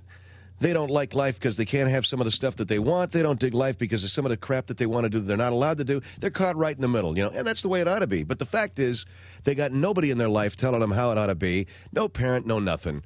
Whoever it was that was charged with the upbringing and the upkeep of these kids long ago, predictably, washed their hands of them, and they're off having themselves a taste someplace. So the kid is out on the street, and it's left to other people to either victimize them or take care of them. Fortunately for my friends, or for us, I should say, my friend's place is there, and they do that. Now, I know I've been over there. There's a telephone with a phone number that the kids can pick up and call home. Most of these kids won't pick up the phone to call home. You want to know why? Because the person on the other end is going to hang up on them. They got moms, they got dads. They pick up the phone to call them. These people will slam the phone down. They don't want to hear from them. So don't be, singing this song that, oh, geez, they have parents out there that are worried about them. No, they do not. Their parents only wish they'd die. So now they slap on a backpack. They travel across the country. They come to Los Angeles. They live in an alley someplace. They sell their ass on the street for a few dollars. They get hooked on drugs. They get AIDS. That's what you did, Mike, when you first came out here, isn't it? Yeah. And you got AIDS and sold your ass on the street. Now you're doing great, though. Married 8 years. Everything's just fine. Not that they're not making good money selling their ass on the street. Would you get out of here with that? My producer just made me say that. But the fact is the kids are out there. So these guys 10 years ago started this thing called My Friend's Place where they can go get a little medical counseling, get a little job counseling. The new resource center allows them to maybe go in and take a shower and clean themselves up a little bit and find out maybe that there's something more to life than hanging around on the sidewalk, scoring drugs or whatever the hell it is that they do. I don't know. And that's what our efforts have been aimed at, raising money for these good people. And over the last few years, we've raised about $250,000. Let's hope we can do a little bit more this year. Now, you can order our Best of CD online by going to philhendrieshow.com. And that gives you a compact disc with some of our best bits over the last year. It's $23.50, $3.50 for shipping and handling, and $20 for the CD. And it makes a nice gift. If you order it online, of course, there's nothing. I mean, you get the CD. If you meet us at a personal appearance or you order it via our radiothon this week, I'll sign it for you. I'll give you an autographed copy if you'd like. Maybe you don't. Maybe you could care less. That's fine too. But whatever, every little bit helps. We appreciate it. So that'll be Friday night between 7 and 10. So we had that guy on in the first hour, Lloyd, and Lloyd apparently had a problem over there at the strip bar. Last night on the Hollywood freeway, there was a running gun battle between a stripper and some guy who thought she was supposed to do something more. These guys that hire strippers, assuming that this is Vegas, so that there's, I thought we had an understanding, my dear. Well, whatever. I mean, so the guy was expecting something more and didn't get it, so the stripper splits, and the guy chases her. She had an escort, and he was firing bullets at her. And this was at about 12:30 at night at Woodman, between Woodman and Sepulveda on the Hollywood freeway, and guess who's traveling that length of freeway at night on his way home? You got it, the kid here, along with Mr. Schaefer. Now, how did I miss that? Schaefer, was that you?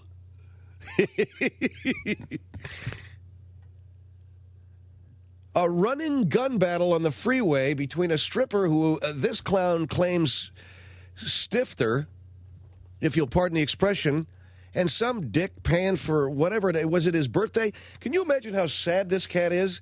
He's all by himself at his birthday, hires a stripper to come to his motel room.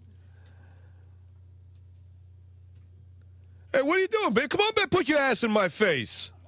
What you doing, whore? I hired you to take your clothes off. What you doing? You ever been to one of those bachelor parties where you hire the stripper and she comes with like a guy who's 18 feet? Talk about throwing a bucket of water on the event. Good God. At least have the guy stay out in the car. She shows up and there's some big 18-foot tall clown. Go ahead and have fun, man. Yeah, I'm going to have a ball now. So apparently this guy, it was his, whatever it was, his 40th birthday, so he wants to throw himself a big time. Not that he has any friends, which he doesn't, but the next best thing, just let your fingers do the walking through the yellow pages. He hires himself a stripper, goes out and gets himself a bottle of Jack Daniels, sits there on the edge of the motel bed, swigging a bottle while she's supposed to stand there and dance to a boombox he bought over at Kmart this morning. And Mr. Schaefer sends me this message now, quote, you notice that the ugly ones never have escorts. I got to be honest with you, man. I ain't really been that involved in that many bachelor parties. This guy's got it down. According to Crozier, the mud turtles come alone, quote, end quote. The mud turtles come alone. How many bachelor parties you guys been to? And not only that, I guess it was about a year ago. Do you remember Juan? Was Juan getting married? No, Larry was getting married. And Juan threw a bachelor party for him, and I knew well enough not to go to that. First of all, I don't go to no bachelor party thrown by a cat named Juan. That's A. B, I ain't going to no bachelor party thrown... Some guy named Juan throwing a bachelor party. I ain't going within 50 miles of that. Were you there? It must have been funky. Wait, let me ask you something. Was the party in his tool shed out in the backyard? He can't have it in the house. He can't have it in his mom's house. He had to have it in the tool shed. And, the girl, she rings the bell at the front door. Is this the back? I don't know. Am I supposed to be here? Oh, it's in the tool shed around Bell. Oh, Jesus Christ. She's walking back. The driveway's dark. She's stepping into gopher holes in her high heels, going out to the tool shed where, Juan's got pictures of God knows what hanging, it's tacked to the wall. Having that big bachelor party. No, I bowed out of that little jam session, given the fact that I was newly married myself. There's not a chance. I might have considered it. And she's dancing under a plastic blue tarp that he threw up for the evening. He's got candles and bottles, whatever. Torches. He's got those tiki torches. He went over to Home Depot. Bought a bunch of tiki torches, threw up a some blue tarp.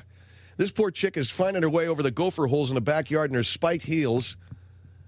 And she comes upon a whole bunch of guys in fat pants, tank tops, swinging it straight out of, like MD 2020, iron butterflies on. In other words, a great time. A great time.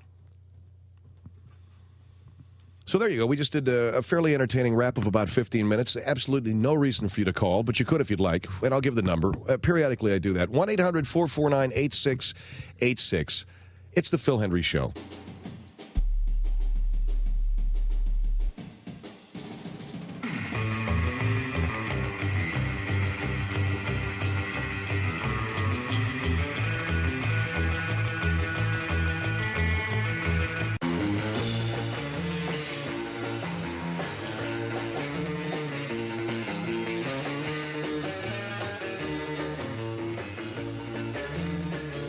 Phil Hendrie Show at 1-800-449-8686. And then we have the little Cuban boy at the heart of that international custody battle. He should be reunited with his father in Cuba by January 14th, the head of the Immigration and Naturalization Service said today. I didn't pay a whole lot of attention to this, and the reason why is because we got a whole lot of Mexicans that come over the border from Mexico into California, and I don't hear anybody caring at all whether they stay. But a kid comes over from Cuba, and that's a whole different ball of wax. This little boy's he's been through so much, belongs with his father, said INS Commissioner Doris Meisner. Dozens of Miami area friends and family of the boy gathered both at his Miami family's house and the local INS office in protest after the news was made public. Meisner said the INS recognized the unique relationship between parent and child. So what is the difference between the flood of immigrants that we have from Mexico and the relative trickle from Cuba? And yet, the relative trickle of immigrants from Cuba treated with great deference, while the ones from Mexico are, as I mentioned to Carell and Andrew earlier, tossed back like so much catch and release. And I think it's an interesting question. 1-800-449-8686. Let's go to Chatsworth on the Phil Hendrie Show. Hello. Yeah, Phil, great show as always. Thank you. You got to understand something. Number one, the Cuban people are very, very, very political. And we have 2 or 3 Cuban kids that are at my school. You go to school with Cuban kids? Yeah, we've got 2 or 3 of them. And,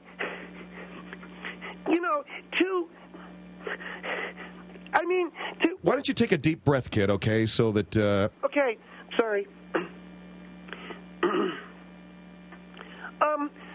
How about something to drink? Hold on for a minute.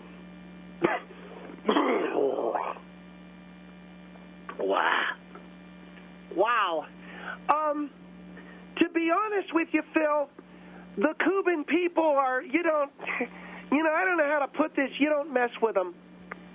You don't mess with Well, who doesn't mess with them? I mean, the United States government doesn't mess with them. Excuse me, now I've got a little bit of that cough. Hang on, I need more to drink. Yeah, take one for me, too. Sure.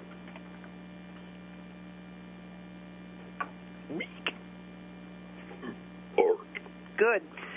But the point being, Phil, and I think it needs to be stated over and over and over yet again, the Cubans are very political and very well entrenched in the political process. You don't get in their face on this one. And my advice is that the Cuban people... Well, wait. Which side of the ball are we talking about? The Cuban government? Or are we talking about the Cuban-American population? The Cuban-American population down in the Miami area, because they've got the ear of the United States of America government. We don't care what happens to Castro, but if you piss off the Cuban-American people of America, Katie, bar the door, my man. There's big trouble. Okay, let's wait a second. You're talking about how formidable the Cuban-American political influence is.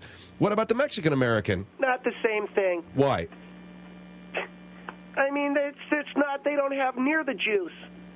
The Mexican people, nice people, like them a lot. You know, they do bitchin', they clean up bitchin', and they do bitchin' things like cleaning up the house or whatever. But just look at the way that the Cubans play baseball. They're concentrated, they're powerful. All I'm saying is, I'm not saying that the Mexican people shouldn't be treated the same way. Well, it sounds that way to me. It sounds like you're making a case for the Cuban people as immigrants to this country and not the Mexican people. No, I don't mean to say that. I'm just saying you don't want to get on the bad side of the Cubans because that's just, you don't want to do it. Because they're going to get in your face. They do a lot of stuff. I seen in the newspaper one time down in Miami where they blocked up all the traffic and they made everybody pissed off. But remember the ones that got shot down over the sky? Shot down over the sky? Yeah. The people that got shot down over the sky. You talking about Brothers to the Rescue? I don't know, but they got shot down over the sky down near Cuba, and that pissed a lot of people off. We're studying it right now in our general current affairs class. You gotta. Okay, you're saying that the Cubans are a formidable political presence in America, therefore they get what they want with regard to political immigration, and the Mexican people are what? They're just chopped liver, is that it? No, but they're from Mexico. Well, what difference does it make? Big difference, my man. Cuba, they kick ass. Mexico, you go down there and get, vacation stuff. What are you talking about? You go down there and get vacation stuff. Mexico... All I'm saying is that Mexico doesn't have the same juice as Cuba because the Cuban people are more in the government and stuff. The Mexicans don't kick ass like the Cubans. The Mexicans don't kick ass like the Cubans. Right. You don't find anything wrong with that? Wrong with what? The statement that the Mexicans are kicking ass like the Cubans. Nope, sounds good to me. All right, well, I think that as a country, we need to get our heads screwed on at least this straight, that we begin to treat all of these cases equally. Well, don't get all grammatical on me. The Mexicans and the Cubans are... Yeah, I'm just going to say, I think we ought to start treating all of these political cases equally. I think they're all political cases. I forget about this so-called economic as opposed to... They're all political, and they all need to be treated equally. Well, wait a second. It's a lot tougher, my man, getting here on a raft that, on a bunch of Clorox bottles with a board taped to it, as opposed to just wading over a river. What do you think's easier, wading over a river or getting here on a board taped to some Clorox bottles? A board taped to... Yeah, that's how the Cubans get here. All right, I think it's probably easier wading over a river. Okay, so you got to give due consideration to the Mexicans, to the Cubans coming here on a Clorox bottle, as opposed, and they're tied together with floss. I know. 2 of the kids in my school, their parents got here from Cuba on a board tied to some Clorox bottles with floss. And they... Oh, get out of here. They didn't get here on a Clorox bottle tied... No, I swear to God. They came all the way from Cuba on a board tied with floss to a Clorox bottle. And they didn't have nothing on. They weren't wearing any clothes. No, when they landed in America, they were nude. They left with no clothes. And they traveled 90 miles on a board on Clorox bottles tied to it with floss. You're an ass if you don't believe me, because I got 2 people in my class. All right, hold on. There's a kid, his classmates got to America. They're from Cuba. They got here on a board tied to a Clorox bottle with floss. And, oh, yeah, they were nude when they got here. 1-800-449-8686. Phil Hendrie Show.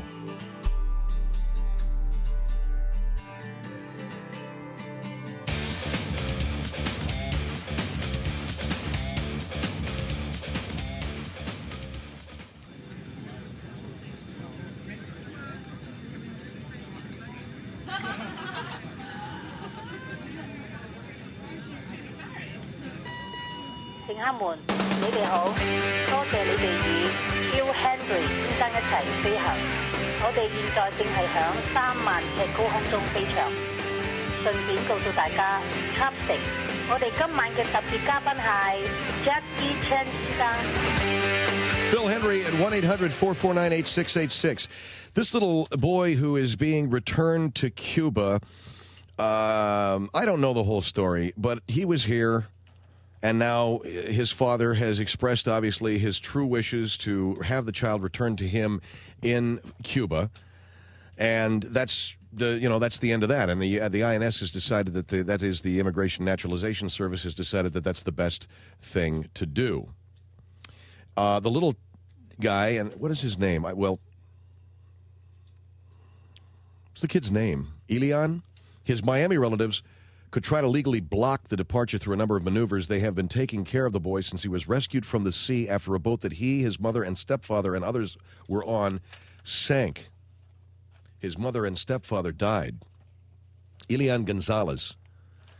But the word is now he's going to be sent back there. Now, let me ask you a question. You say that the Cuban people have got all of this political juice? Oh, absolutely, Phil. The Cuban-American community in America, you don't cross them. Or what? They got a lot of political power. They get presidents elected. There's no way that Jeb Bush would be the governor in Miami right now if it wasn't for, the Cubans. And the only way that George Bush is going to get elected, too, is on account of there's Cubans. And the same thing with Kennedy. It goes on and on and on and on. What about this kid whose parents came here from Cuba that you go to school with? What do they think? Are they in favor of the Cuban-American position or the Cuba position? Well, they are in favor of the Cuban people that live in America. They think that they should be here, and, the little kid should be able to stay here. That's their opinion about it. But I don't know. What do you think? I think the little kid ought to be able to stay here, too, on account of the fact that you shouldn't piss off Cubans. Hey, I noticed that you're not calling them Cubans anymore, that they're... Yeah, I looked it up. Oh, good. You looked it up, and it's Cuban. Yeah. All right, 1-800-449-8686 is our number. We'll take any phone calls that you have, any comment that you have on this particular issue or topic. We got this young guy from Chatsworth who actually goes to school with a couple of Cuban kids, and the Cuban Americans who live here in the United States, obviously, in favor of the kid staying here. Cuba wants him back. What about not crossing Castro? I don't think he's as strong. I mean, yeah, he almost got Kennedy killed. Or, I guess he did, but he ain't as strong as them other ones, as far as I can tell. He's not as strong as the ones that live here. Look, the bottom line is you don't piss off Cubans because they've got the political juice. The Mexicans, though, they mow lawns, so they don't have as much input in... Listen to the crap that you're saying, kid. Mexicans mow lawns. Cubans don't piss them off. Why? Because they're doctors? Yeah, that's true. And they have a lot of important stuff that they do. Mexicans just, a lot of times, pick lettuce and everything. That's all I'm saying. All right, 1-800-449-8686. 1-800-449-8686. Phil Hendrie Show. Why didn't you tell me the right pronunciation of Cubans, by the way? You left me with a stiff one swinging in the breeze. I did tell you. I said it was Cuban, and you're saying Cuban. I had to go look it up. Good. I'm glad you looked it up. Miami on the Phil Hendrie Show. Hello. Hi, Phil Hendrie? Yes. What's up? My name is Brian. Yes, Brian. How are you? I'm good. I actually had some thoughts about Elian Gonzalez that I thought that I might want to get out because this guy is starting to scare me about Mexicans and Cubans. No, I'm saying that Cubans are more powerful politically. What are you talking about, man? Read it and weep, my man. Are you Cuban? Yeah. Then you got the power. What are you smoking? Hey, man, get your nose into a school book. Okay, you got anything to say there in Miami, or are you going to just sit there? I do. All right, well, what is it? I mean, The problem with this guy, he's sending going Elon off and back- saying that Mexicans mow lawns so they don't have enough, they don't have any power. Well, it's I don't true. get it. See, the reason why people don't want to send Elian back is because in Cuba, they got nothing there. They don't have any resources. They got 5 families living in a house built for 3 people. What's the difference between that and Miami? What are you talking about, the difference? It's America. Well, you got the same number of people living in a house. No, you don't. You're smoking something, man. No, What's wrong dude. with you? I'm talking about the guys that I talk to. They say that the Cuban people in America got a lot of power. Okay, let me tell you something about your story, man, about your people tying dental floss up to cartons. See, I've heard a lot of crazy stories, but I've never heard something like that. I know 2 Cuban people from my school. Hey, how did your people get over here? They come on a 20-foot boat, 70 people on a 20-foot boat, yeah. I know. But I heard that a lot of people got to make rafts out of Clorox bottles. Yeah, they do lots of crazy stuff, but... There you go. That's my people. Your people? Who is your people? The people that I know in my school. Where are you from? I'm from Chatsworth, California. Well, yeah. You know a lot about Cuba there, huh? Hey, I'm saying that you can't piss off Cubans. Why are you disagreeing with me? See, this kid's point is you got to listen to the Cuban-American community because you guys have more juice than the Mexican-American community. And this all started, by the way, I have to take blame for this because I said, what makes a Cuban immigrant more important than a Mexican immigrant when you were allowing Cubans... The importance is, I think, that Cuba and Cuba's influence on America... There you go. Castro... What do you think I've been saying for the last 40 minutes? I don't have a clue what the hell you've been saying, man. I've been saying just that. What? Okay. Thank you for your call. Here is San Bernardino on the Phil Hendrie Show. Hello. Okay, hello. Hi. Yeah, that guy was dead. I think you're just biased because you go to school with some Cubans. I go to school with And 2 you need Cuban to get guys. What? Yeah, 2 guys from Cuba. But that don't mean nothing. You probably acting all like that because they probably beat you up before or something. No. They probably got you in check. Cubans are more powerful than the Mexican. That's not true. That is so stupid. How come they're kicking Mexicans out, but they're letting that Cuban kid in? Whatever. They're not letting the Cuban kid in. They're sending the Cuban kid back. It's not what I heard. You need to learn how to talk because you sound very uneducated. And you don't really know what you're talking about some Cubans came over here on a bottle. That don't make sense at all. Wait a second. The way they make them rafts is they stick a piece of wood... But they would have died because, I mean, if they didn't have no clothes on, that is so dumb. They would have died. You're wrong. You're just plain wrong. You are so stupid. You're not very open-minded. If you take an empty bottle of Clorox and throw it into a swimming pool, guess what it does? It floats. Oh, my God. It floats. I hope the Mexicans at your school hear you. And then when you go to school tomorrow, I hope they mess you up, too. They won't because I got 2 Cuban guys that'll mess them up. Oh, my God. What do you mean, oh, my God? You're just biased. I ain't biased. Yes, I'm you just are. saying that the Cubans, they got a lot of people in Washington. You need to learn how to speak proper English. What did I say wrong? Anyways, what color are you? I'm what white. You're white? Getting whiter all the time. Why you up here trying to take up for the Cubans? Because I don't take up for them. It's just that they. What do you look like? I'm black. Awesome. And you need to stop all this race. You need to stop changing it into a racial issue. I ain't changing it racial. You are making I'm talking about countries, not race. I'm talking about Cuba and Mexico. Oh my God, I'm finna go because you don't know how to talk. And I well, don't how am wanna I talk supposed to to you say? No more. Teach me, sister. She hung up on you, man. That hurts. That hurts a lot. Yeah, she sounded pretty fine, but, you're just going to have to suck it up, pal. All right, so our number is 1-800-449. Why do I have you on the line? I'm your guest. Yeah. And I'm in pain. Great. 1-800-449-8... You're my guest. I'm your special guest this hour on the Cuba issue. Great. 1-800-449-8686. So one thing that you're not doing very well is you're not making people understand that you actually... that you are not taking sides. You're simply saying the reality is Cubans have more political power in America than Mexicans, correct? Yeah, no. What I'm saying is Cubans have more political power in America than Mexicans. That's what I'm saying. That's exactly what I just said. You're saying that Cubans have... Oh, yeah. Cubans have more political power in America than Mexicans. And the sooner we get with it and understand that, the better we're going to be, because we ain't going to be crossing off no Cubans from our birthday party list. You got to ingratiate yourself with these people. Well, apparently it's not strong or as strong as you think it is, because they did send this kid back, and I know that there are a lot of people who are very incensed about that, but that's just the way that it goes. 1-800-449-8686, 1-800-449-8686. Phil Hendrie Show here, talking with some idiot in Chatsworth, some kid who knows a couple of Cuban kids who came over on a board taped to some Clorox bottles with dental floss. Which, by the way, the kid is right about one thing. Clorox bottles do float, and if you put a couple of boards across them, yeah, it'll turn into a raft. I don't know that you're getting 90 miles on it, though. I don't think you're going to get 90 miles on a Clorox bottle raft, but who knows? That other guy his people got here in a 20-foot open launch, that sounds a little bit more comfortable than, I don't know, scotch taping a couple of Clorox bottles to the back of your swimming trunks.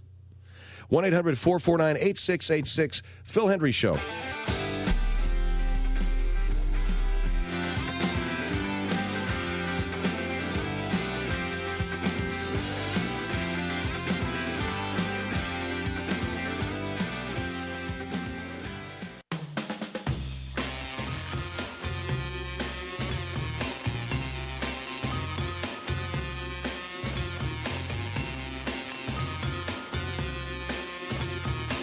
Radio. Phil Hendrie Show at 1-800-449-8686. Got a kid from Chatsworth High on the line. We're talking about the young Cuban boy, Elian Gonzalez, who is going to be returned to Cuba, to his family, to his father, I should say.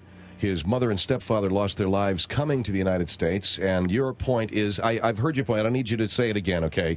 Your point... My point, Phil, is... I've heard your point. I want to say it. That you say the Cuban people have more political influence in America. That's why more of them are treated seriously as immigrants. Right. My point is that the Cuban... I got it already, okay? I got to go to another phone call. Fort Knox on the Phil Hendrie Show. Hello?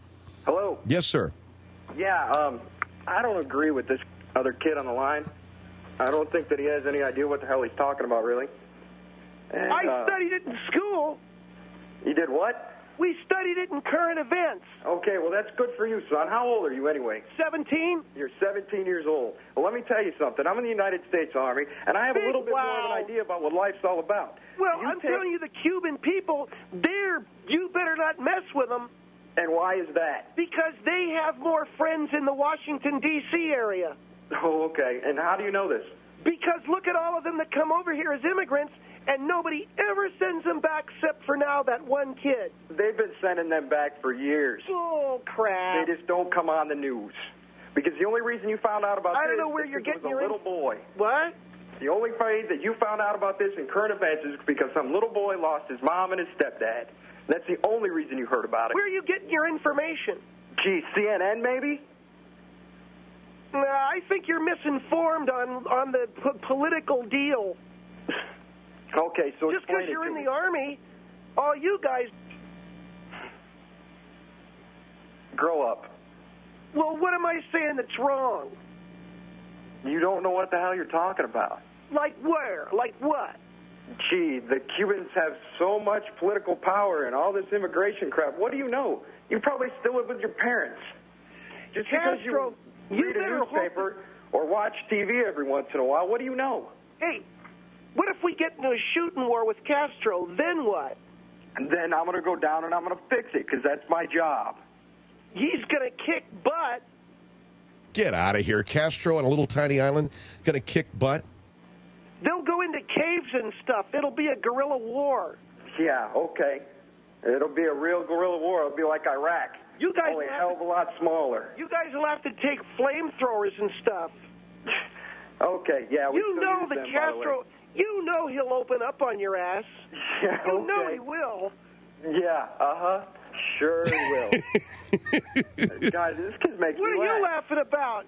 I'm laughing because you were making maybe a little bit of sense about the relative political influence of Cuban and Mexican people. But what do you mean Castro will open up on his ass? You know he will. Oh, yeah. Castro is so isolated in this world, it's pathetic. I mean, he's got friends, maybe China, but his military has got nothing. Get out of here, kid. What are you, dreaming?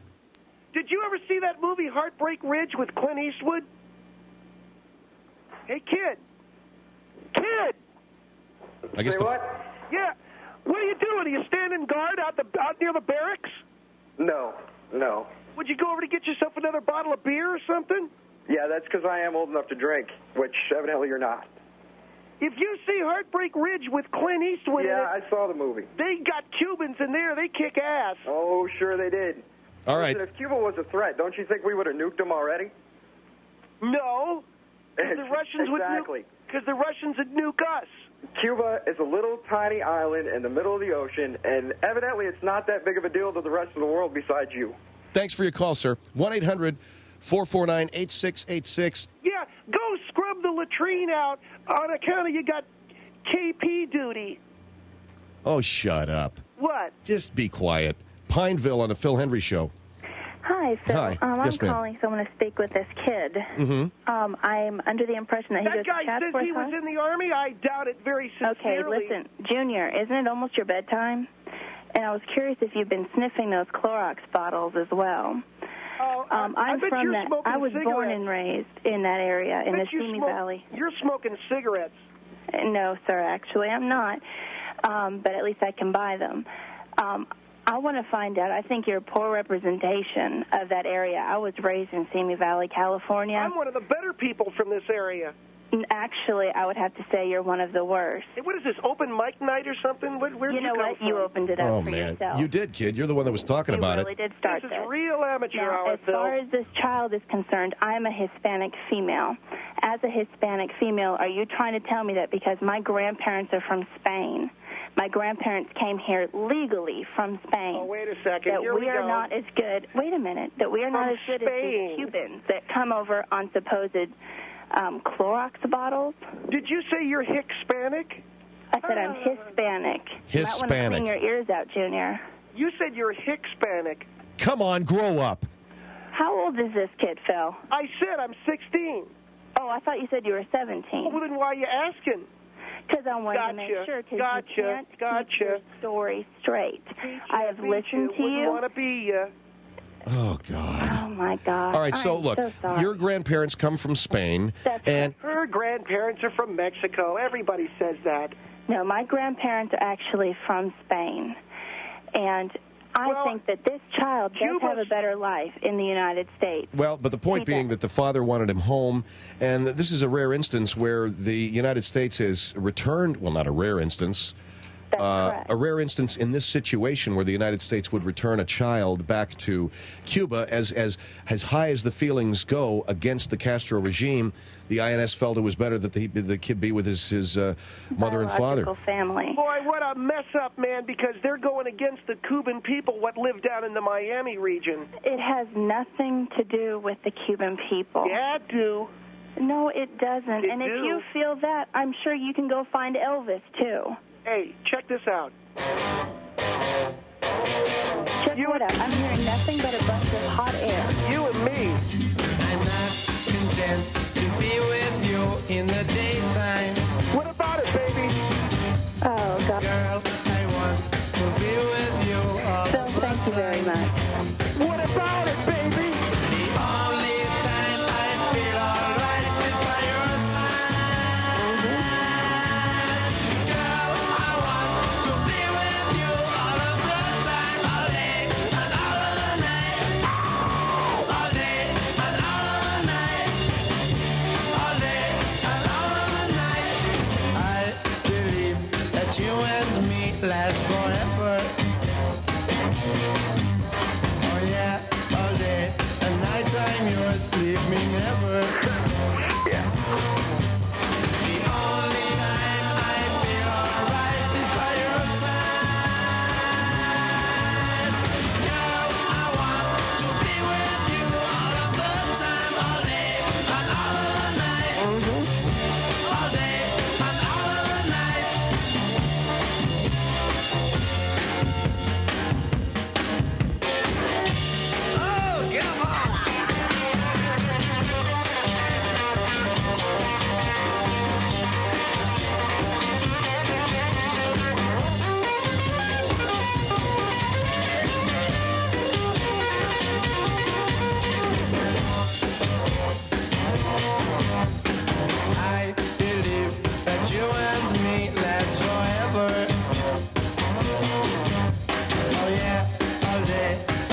I'm yours, leave me never.